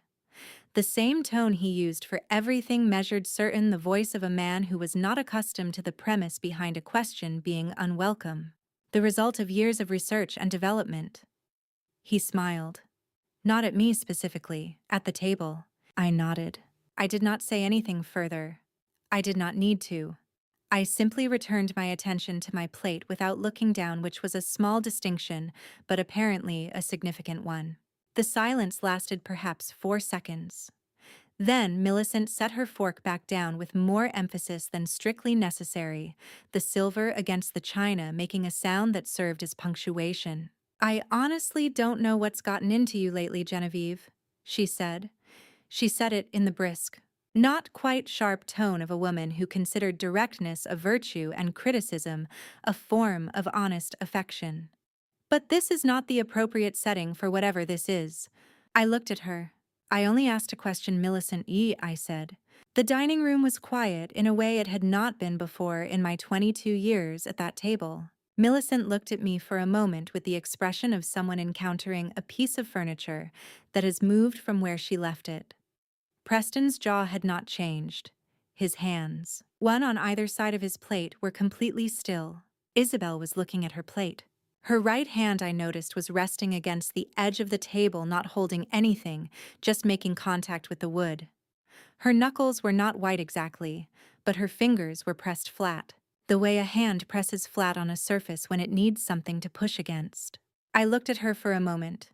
She did not look back. The lunch continued. The conversation moved as conversations do after an interruption to other topics. Something about a neighbor of Millicent's. Something about a renovation on the lakefront property 2 houses down. I participated where required and contributed nothing further that anyone would have remembered. By the time the dishes were cleared and the coffee was poured, the table had returned to its ordinary arrangement of surface and pretense. And if a stranger had walked in, they would not have known anything had happened. In the car on the way home, Preston drove the way he always drove, both hands on the wheel, eyes forward. The precise half speed above the limit that he had maintained for as long as I had been a passenger in his vehicles. He did not speak for the first 12 minutes. I counted the distance in landmarks. The nursery, the Baptist church with its sign, the oak tree at the bend. Then, without looking at me, he spoke. "You need to be very careful," he said, "about what questions you ask in front of people." Not that might have seemed strange to them. Not Millicent was embarrassed. Not, "I'm not sure what you were trying to accomplish." None of those formulations, which would have left room for interpretation, which would have allowed me to explain or deflect or minimize. Be careful. I looked at the passenger side window. The mountains were doing what they do in late October, their colors past the brightest point, shifting towards something darker and more permanent. "All right," I said. He said nothing else. We drove the remaining 4 minutes home in the silence that was no longer the silence of a marriage and had not yet become anything with a clear name. On Tuesday morning, a second message arrived from the same unknown number. Biltmore Village, 8 a.m., the coffee shop on the corner. Come alone. I'll already be there. I read it twice. I set my phone on the kitchen counter and poured the rest of my coffee down the drain and stood there for a while looking at nothing in particular. 2 days had passed since the Sunday lunch at Millicent's house. 2 days of Preston's particular brand of quiet. The kind that had gone from feeling like peace to feeling like pressure without my being able to identify the moment the change happened. "Be careful," he had said. I had been thinking about those 2 words for 48 hours. I almost did not go. Then I remembered the first message. 3 words in the first line, the ones that had preceded everything else. I sent the box. Someone had retrieved that wooden box from wherever it had been kept, had found Genevieve Holloway's address without being given it, and had put it in the mail. That was not the action of someone working against me. I picked up my keys. Biltmore Village is a small neighborhood built around the approach to the Biltmore estate a few miles south of downtown. The coffee shop on the corner was the kind of place that opens early and keeps its tables close together, and its noise low exposed brick walls, mismatched chairs. The smell of coffee and something bakery adjacent coming from the back. At 8:10 on a Tuesday morning, there were 4 other customers. None of them were paying attention to anyone else. She was at the corner table, both hands around a white mug. She looked up when I came through the door and held my gaze steadily, the way someone does when they are not certain of their welcome and have decided not to pretend otherwise. Deirdre Voss. She was 38, though she looked younger in person than she did in a professional context. Or perhaps what I was seeing was simply the absence of the particular composure she brought to the Holloway household. The efficient, controlled presentation she had maintained through a decade of managing our domestic accounts without revealing a single thing about herself. I had known her as a name on emails, a voice on the phone, a face at the door of the house when deliveries arrived that Preston wanted personally received. I had known her as the person who controlled what I was permitted to spend and on what, who reviewed every household purchase and sent the reconciliation reports to Preston with a precision that had always made me feel, without her ever saying so, like a line item that needed auditing. I had disliked her with the specific sustained intensity of someone who has run out of more appropriate targets. I sat down across from her. She did not wait. "I need you to understand something before I explain anything else," she said. Her voice was even without apology and without aggression. "I am not loyal to Preston Holloway. I never have been. Everything I have done inside that house, every report I have sent, every system I have managed, I have been working towards something specific for 3 years, and it has never been his benefit." I looked at her. "Who are you?" I said. Not rudely. I genuinely wanted to know. She told me about her father first. His name was Bernard Voss. In the mid-1990s, he had been a minority partner in a botanical research consortium that had briefly overlapped professionally and personally with Sylvia Crane's work, and with a younger Preston Holloway, who was then positioning himself in the pharmaceutical investment space with a particular interest in botanical formulations. In 1998, following a series of internal disputes and a financing arrangement that her father had not understood fully until it was too late, Bernard Voss's portion of the consortium had been systematically undermined. A competing investment structure established quietly by a holding company with no visible connection to Preston had acquired his debt. He was insolvent within 14 months. The family lost the house in Greensboro, the business, and her father's professional reputation in a field he had spent 20 years building. She had been 11 years old. "He never recovered from it," she said, not with drama, as a fact. "He passed away in 2019. He knew by then what had happened and who had arranged it, but there was nothing he could prove that met a legal standard. There was never going to be a lawsuit. There was only going to be whatever I could build from the inside." She had applied for the position at Holloway Bioscience in 2011 with a resume that was accurate in every detail and an identity that had no visible connection to Bernard Voss. She had been methodical. She had not rushed. She had spent 3 years becoming indispensable in her role before she began documenting anything.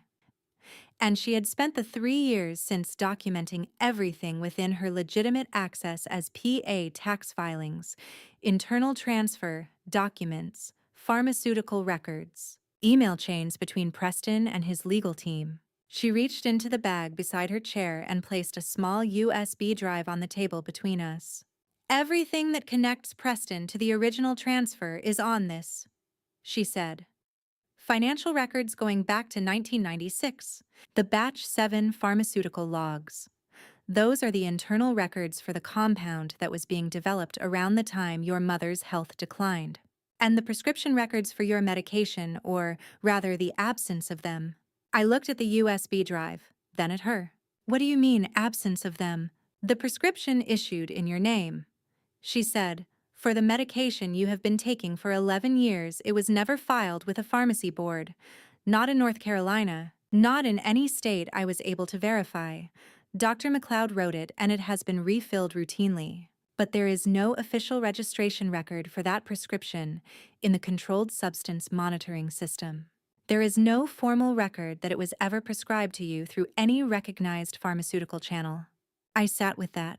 In the United States, every prescription for a controlled substance must be submitted to the state's prescription drug monitoring program, a database maintained specifically so that prescribing patterns can be tracked, flagged, and, if necessary, investigated. A prescription that had been filled for 11 years without appearing in that system was not simply an oversight.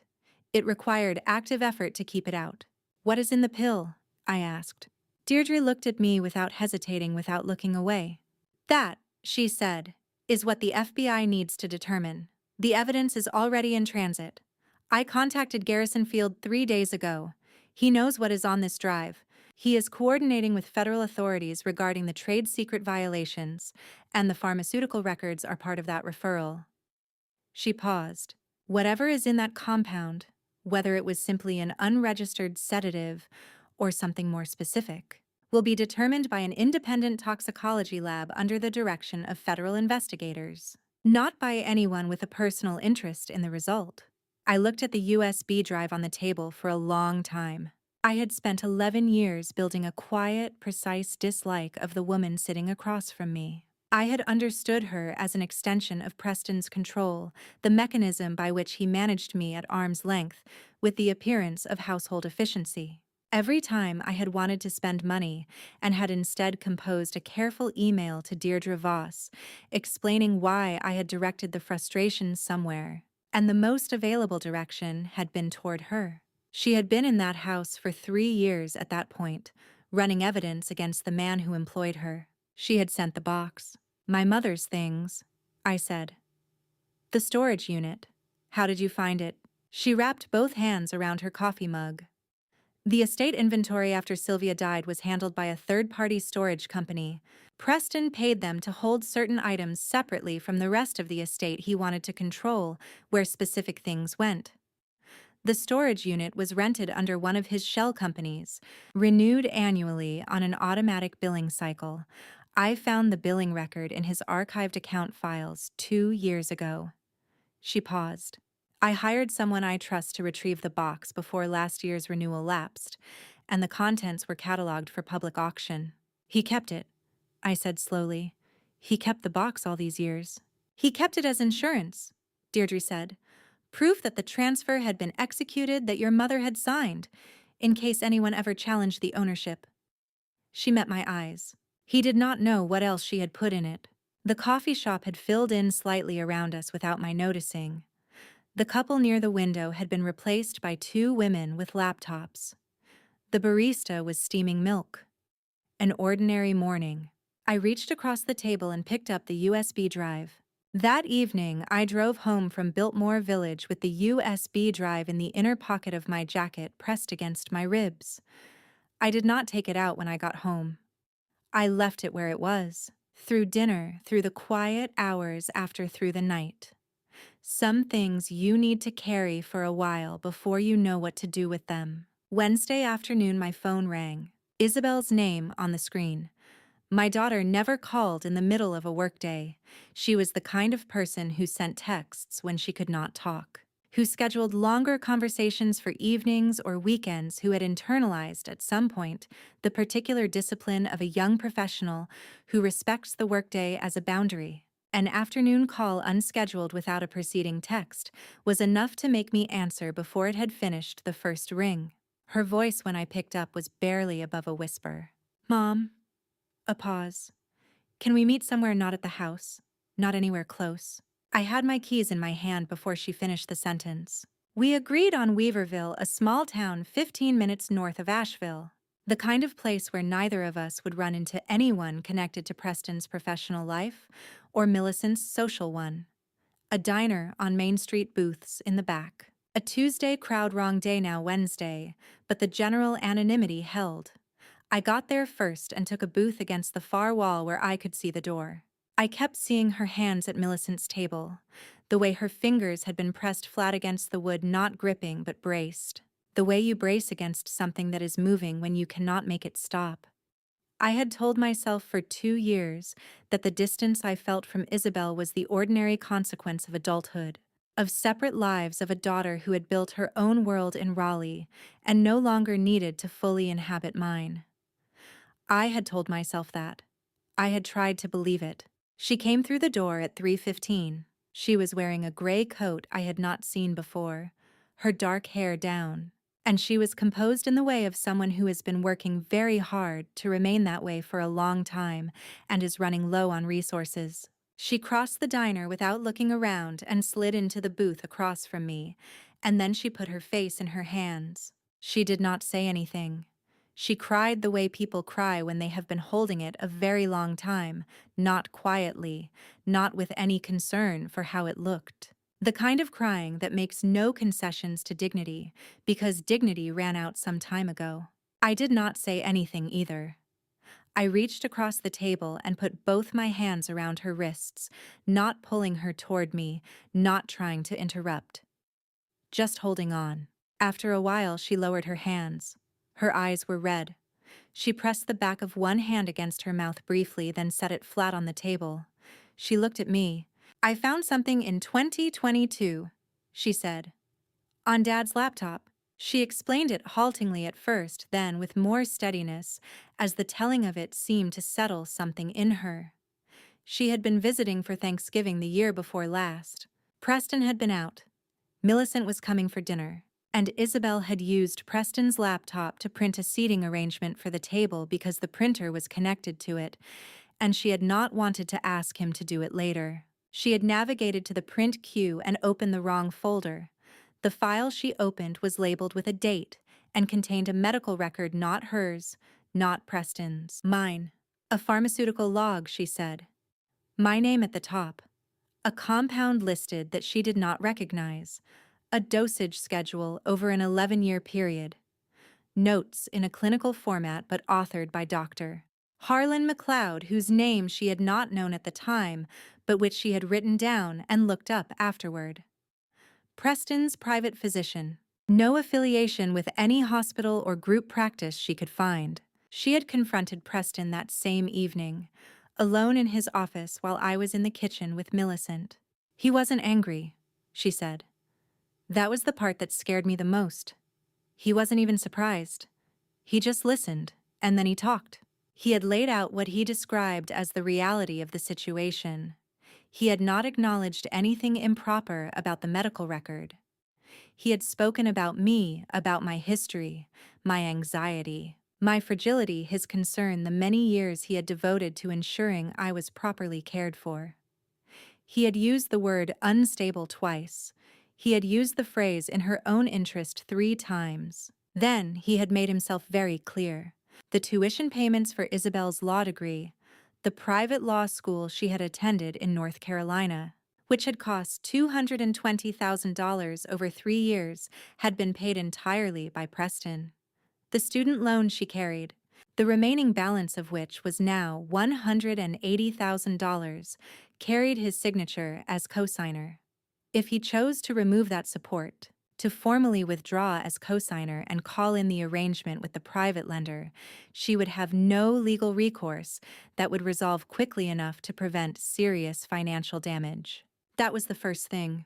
The second was the medical record, my medical record. He had arranged at some point before this conversation, she did not know exactly when, for me to carry a formal diagnosis in my name. Anxiety disorder documented by Dr. McLeod entered into the medical system through a private practice that Preston funded. It was official, signed, and dated.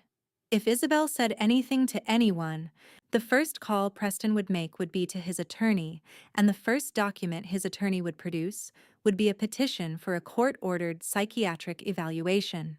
With a documented prescription history and a formal diagnosis of record, the petition would be credible. He said no judge would question him, Isabel told me. With everything already on paper, the diagnosis, the prescription history, he said it would look like a family trying to protect a woman who wasn't able to protect herself. She had left his office and gone to the bathroom and sat on the cold tile floor for a while. Then she had come back to the kitchen and helped me set the table for dinner.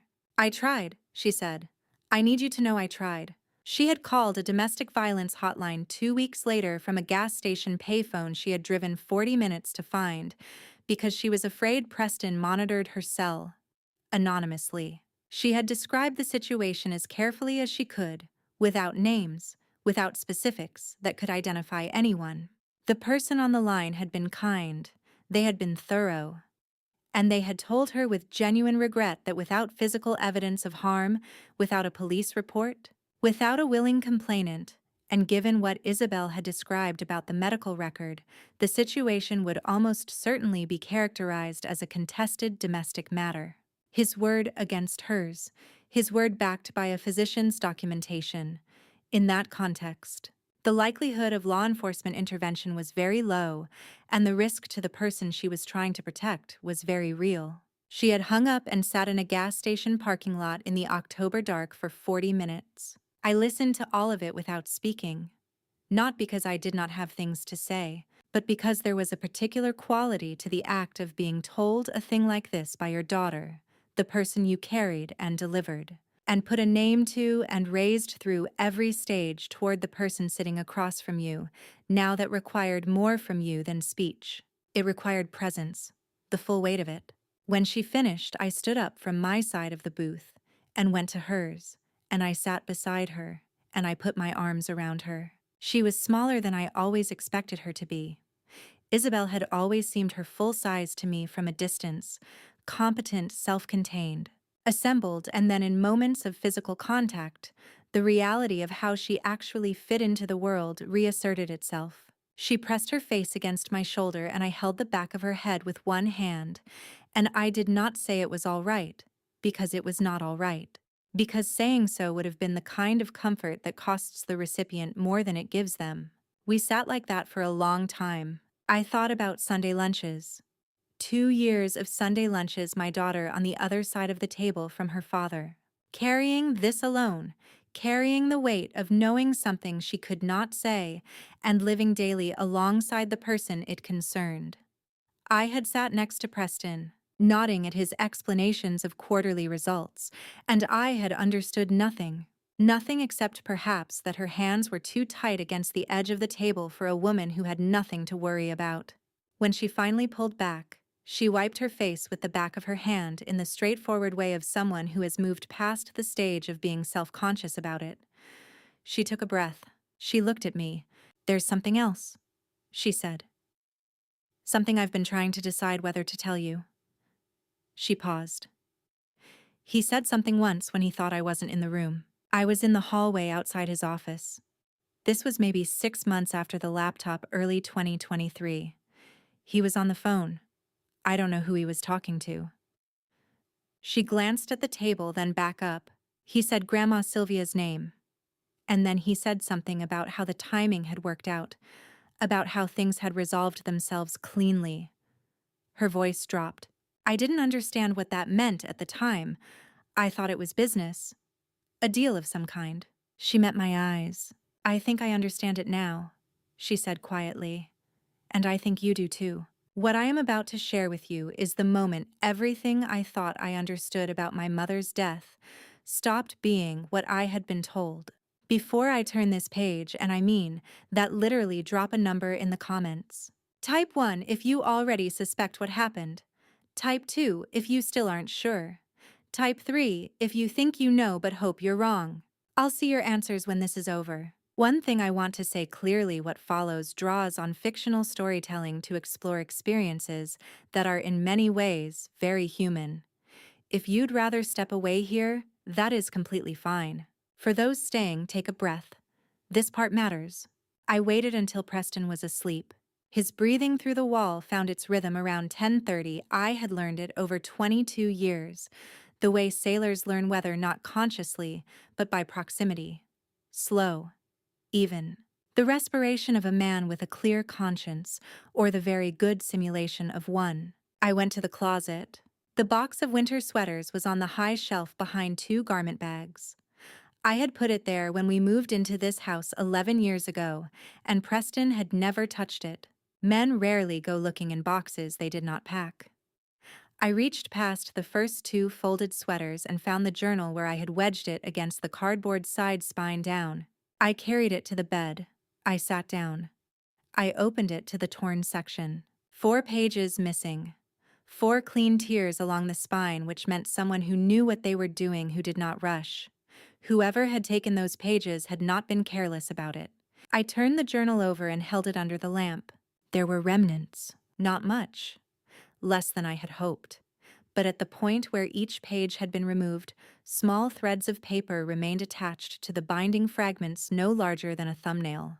The torn edge of letters visible if you looked closely enough under good light. I got the tape from the nightstand drawer. Clear, narrow. Then I sat on the bedroom floor and worked. I am not sure how long it took. An hour. Possibly longer. I lifted each fragment with the edge of a bobby pin and laid it onto a piece of paper working by sections, matching torn edges to each other by fiber texture and the angle of ink marks. 4 pages reduced to perhaps 30 recoverable pieces, irregular and small, some bearing only half a letter, some bearing slightly more. Sylvia Crane had been a methodical woman. Her handwriting, even in these pieces, was recognizable, the same deliberate letter formation, the same right-leaning slant. But the pressure had changed from the entries earlier in the journal. The lines were thinner. She had been pressing less hard. The first section I managed to assemble was dated October 14th. Then beneath it a partial sentence, enough to read fatigue not consistent with protocol. Dr. Harmon confirmed. Dr. Harmon. That was Sylvia's treating physician, the one who had actually overseen her care, who had prescribed the botanical compound therapy she had been receiving. A different man entirely from Dr. Harlan McLeod Preston's private physician. I filed the distinction carefully. I continued. The next assemblage took 20 minutes for 3 lines of text. November 2nd. Compared the sample this morning against the original reference compound. The composition has been altered. Specific binding ratios do not match. Someone has changed the formulation between manufacture and delivery. I stopped. Read it again. I have retained the original batch 7 sample from the first distribution date. P does not know I kept it. P does not know I kept it. My mother, who spent her professional life studying compounds and their behavior under variable conditions. Who would have known in a way that very few people would have known? What an altered formulation meant, what its effects on the body would be over time, what the difference would look like between a therapeutic dose and something modified for a different purpose. She had compared them, she had documented the comparison, and she had kept the original. I found the last fragment on the 4th page. The date at the top corresponded to the day before she died, November 11th. The handwriting was very different from the earlier entries still recognizable as hers, but the letters had lost their spacing, running into each other in a way that spoke of either great haste or failing steadiness. If something happens, Genevieve the Box Trust. The word after trust was gone. Whatever she had written there had been taken. I sat with the assembled fragments arranged on the paper in front of me and looked at them for a long time. The journal alone would not be enough. I had spent enough time with Garrison's documents to understand that much. A personal journal written by someone now deceased constituted hearsay under the federal rules of evidence. It could not carry a criminal case on its own, could not be introduced as primary evidence of intent or action. Defense attorneys lived for documents like this, unprovable, unchallengeable, easy to characterize as the record of a woman who was unwell and frightened and perhaps not interpreting her own symptoms accurately. But the journal was not all there was. Batch 7. A physical sample kept by Sylvia, location unknown but documented as existing. The internal pharmaceutical logs on Deirdre's USB records of the compound's manufacturing process. Its intended formula, its chain of custody. The chain of custody that, if the physical sample still existed, could be matched against the original reference formula against whatever Sylvia had kept. The journal was a map. It pointed to things that were not hearsay, things with molecular weight, things that could be tested. I set the assembled fragments aside and sat on the edge of the bed. The room did not change. The lamp held its small circle of amber light. On the other side of the wall, Preston's breathing continued slow and even, the way it had for 11 years beside me and for however many years before that. I understood sitting in that room on that night, something I would not have been able to put into words earlier in the week. Not a new piece of information, a new configuration of the pieces I already had, the particular shape of 27 years. I understood fully and without remainder what kind of man I had been living next to. I picked up my phone. Not Garrison, not Deirdre. I opened the browser, typed FBI Field Office, Charlotte, North Carolina. The number came up on the first result, a government site, clean and official, a Charlotte address and a main contact line. I saved the number. Then I placed the phone face down on the nightstand and sat in the dark for a while. Preston's breathing through the wall, the house settling on its foundation, October pressing against the windows. There was one more thing I needed to do first. He called me into his office before breakfast. That had never happened. In 22 years, Preston had maintained his office the way certain people maintain boundaries, not through argument, not through posted rules, but through sustained behavior that eventually becomes its own language. His space, his hours, his specific conditions of entry. Genevieve does not come into this room uninvited. I had understood that arrangement so long ago that I had stopped being conscious of it. That Thursday morning before 7, before coffee, he opened the office door and said my name. When I came in, he was standing behind his desk rather than sitting at it. That too was a departure from pattern. He smiled when he saw me. The same smile I had seen across dining room tables and conference calls and 22 years of holiday photographs patient measured. The particular smile of a man who has always believed that whatever room he is in, he is the one who has read it most carefully. "Sit down," he said. I did not sit down. He absorbed that without changing his expression. "You've been busy," he said. "Garrison Field, the bank on Lexington. Conversations with people who are employed by me and had no authority to share internal documents." He paused. "I think we should discuss this before it goes any further." "I think so too," I said. He put both hands on the desk. "I can have your access to joint accounts frozen within 24 hours. Contested estate assets take years to litigate. You don't have independent resources for that kind of timeline, Genevieve. You never have." I set my laptop on the corner of his desk and opened it. He looked at the screen. The patent filing was registered in February of this year, 8 months ago. Not under Holloway Bioscience, not under Preston's name. Under the name of Deirdre Voss, a private citizen, filing independently with Garrison Field listed as the attorney of record. The application described a proprietary botanical stabilization method specifically, a binding catalyst sequence used in the formulation and long-term stabilization of a compound designated in the filing as crane root derivative. The binding catalyst, the proprietary step. The one Sylvia had written was never committed to paper. The one I had remembered from an afternoon in a shed in Black Mountain when I was 12 years old. Watching my mother explain why sequence matters more than any single ingredient, Deirdre had known. She had found enough in Sylvia's technical notes to reconstruct the principle, and she and Garrison had spent 8 months building a clean, defensible patent around it. Preston looked at the screen for a long time. "Crane Root Pro launches in 6 weeks, I said. "I know you have distributor agreements signed and regional rollout scheduled. I know what the Q1 projections say." I let that sit for a moment. "The formulation your team is manufacturing is incomplete. It is missing the binding catalyst specified in this patent.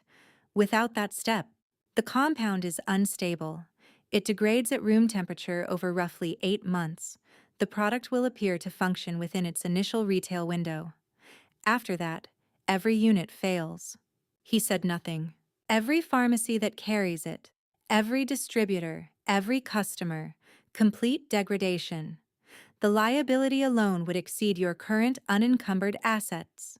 And that is before the trade secret case and whatever federal investigators determine about Batch 7. Preston set both hands flat on the desk. His jaw was entirely still. His eyes had moved from the laptop to me, and they had not moved since. I had rehearsed what came next with Garrison twice in the past week. The language of it, the exact formulation. The line between offering information and making a demand that could be legally characterized as something else. The evidence Deirdre collected regarding the 1996 transfer of the pharmaceutical logs and the Batch 7 records has been submitted to the FBI field office in Charlotte. I said. That submission happened this morning independently of anything occurring in this room. It will proceed regardless of anything you sign or don't sign. That is not a negotiating position. It is a completed action. I let him absorb that. What you have a choice about, I continued, is the civil matter. Garrison has prepared a voluntary disclosure agreement. If you sign it, if you cooperate with the civil fraud case and, where applicable with federal investigators, the degree of your cooperation becomes part of the record the DA uses when determining charges and sentencing recommendations. That is how the process works. Cooperation matters. It is in your interest to have it documented. And if I don't sign, the same evidence goes in, I said. The same case proceeds. You simply won't have cooperation on record, and you will have lost the only practical advantage available to you. I closed the laptop. I am not offering you a deal, Preston. I'm offering you a fact. The outcome is determined. What remains is how you choose to position yourself within it. The room was quiet. I watched his face. I had spent 22 years learning to read the variations in Preston Holloway's expressions with the precision that long familiarity provides the difference between his impatient and his calculating, his dismissive and his genuinely uninterested. I had seen all of them many times. What I watched move through his face in the following seconds was something I had not seen before. Not anger, not calculation, not the controlled decision to regroup and return, later on better ground. The certainty left. That was the only way I could describe it afterward. The absolute foundational certainty, the thing beneath all the other things, the operating assumption that he was always ahead, that he had always read the room more carefully than anyone else in it, simply was no longer on his face. It had not been replaced by something else. It had been removed. For the first time in 22 years, Preston Holloway did not know what to do. The silence lasted long enough that I became aware of the house around us. The refrigerator in the kitchen, a car on the road outside, the mountain morning doing what it does indifferently beyond the windows. You've thought about all of this very carefully, he said finally. I looked at him. I had a good teacher, I said. She just took 27 years to reach me. He signed. Both documents. On the 6th day after our conversation in his office at 9:14 in the morning, Preston Holloway's attorney drove to Charlotte and placed the papers on Garrison Field's desk. I know the exact time because Garrison called me the moment the attorney's car pulled up to the building and stayed on the line until the signing was complete. I was standing in my kitchen in Asheville when I got the call. I was already packed. The white pill came to mind one last time standing in Garrison's office that afternoon with the signed settlement agreement in my hands. 11 years. Something in me had wanted for a long time to grieve those years with the full weight they deserved, to sit inside what they had cost and take account of every room and every choice and every adjustment I had made to accommodate a situation that should never have been permitted to continue. I had cried for my mother in a locked bedroom. I had cried for my daughter in a coffee shop in Weaverville. I had no tears left for the time Preston had taken. And I found, standing there with the papers, that I did not need to. Some losses settle differently, not forgotten, simply placed. By the end of November, the FBI Charlotte field office had opened a formal investigation. The Batch 7 sample, which Sylvia had documented storing separately from her main notebooks, its location cross-referenced by Garrison and Deirdre through the same archived storage records that had first led them to the wooden box, had been submitted to an independent forensic chemistry laboratory under federal chain of custody. The results would take time. The truth rarely moves at the speed we want it to. On a Tuesday morning in early December, I drove to Research Triangle Park. The Holloway Bioscience offices occupied a building in the research campus south of Durham. Clean lines, glass, and concrete, the kind of architecture designed to project confidence in the future. Per the terms of the civil settlement, operational control had transferred to me on the 1st of the month. The staff had been notified. Garrison had assured me they would not have been surprised for long. I walked in carrying two things: the settlement folder and Sylvia Crane's field journal green cover brass clasp worn smooth at the spine. The office assigned to me was on the 3rd floor, east-facing a window overlooking a stand of loblolly pines that caught the low December light at an angle that made them look briefly golden. I set the folder on the side table. I set the journal on the center of the desk, precisely in the middle where every person who came into that office would see it immediately. Then I sat down and opened it to the first page. Her handwriting, clean, certain. The words she had written on an ordinary morning decades ago in the careful script of a woman who paid attention to things. I put my hand flat on the page. "I found it, Mom," I said to the empty room. Something in me, something that had been arranging itself for the past 2 months through every difficult hour, settled completely. I had expected the moment to feel triumphant. It did not. It felt quiet. It felt in the way that very few moments in my life had felt entirely right. The company name change was filed that same week, Sylvia Crane Botanicals Incorporated. By Christmas, I was living in Brevard. A small apartment, 2 rooms, a narrow kitchen, a window that looked out over the water toward Sliding Rock Falls. Isabel drove up from Raleigh on the first Saturday, and we sat on the porch in the cold with good coffee and did not say very much, and it was the best afternoon I had had in years. Sometimes I think God places people in your life at the precise moment you are ready to receive them, and removes them only after they have given you everything they intended to. My mother was gone at 61. She had left something behind for 27 years before it reached me. I'm 57. I have time. If there is anything I have learned from the last 2 months of my life, it is that silence is not the same as safety. I had confused the two for a very long time, and it was not courage that eventually broke the silence. It was a wooden box on a doorstep in October and a key, and the handwriting of a woman who loved me enough to keep a secret for 29 years so that I would be ready when I finally found it. I believe in a way I cannot fully explain that none of it arrived by accident. If you are sitting with something tonight, something you have been quiet about too long, I want to ask you one question, and I would like you to take your time with it. What is in your box? I spent 11 years calling silence peace. I spent 11 years calling compliance kindness. And I spent 11 years swallowing a pill every morning without once asking what it was. Don't be like me. If you are watching this family drama story and recognize something in it, not because it is your exact story, but because the feeling is familiar, please hear me.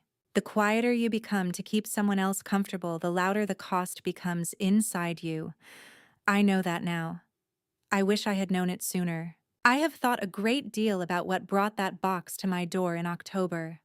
The timing, the chain of decisions from my mother in 1995 to Deirdre in 2023 to a doorbell I almost didn't answer. I believe God places things in front of us not when we want them, but when we are finally ready to receive them. I was 57 years old. I was ready. Family revenge stories are rarely about revenge. What we really want is to be seen, to be believed, to have the truth matter to someone other than ourselves. This family drama story was never about destroying Preston Holloway. It was about a woman finally looking at her own life clearly and deciding it belonged to her. If this family revenge story stayed with you, if it made you think of something you have been quiet about too long, I'd love to know. Leave a comment below. Share this with someone who needs to hear it today. And if you haven't already subscribed, there are more stories coming, and I think you'll want to be here for them. Thank you for staying with me until the very end. That is not something I take lightly. Before our next story, some narratives ahead contain fictional elements crafted for reflection and human understanding. If that is not the content you are looking for right now, no judgment, choose what serves you best. For those who stay, I'll see you next time. And that's where the story reached the final point. Thanks for being here. I will see you in the next time.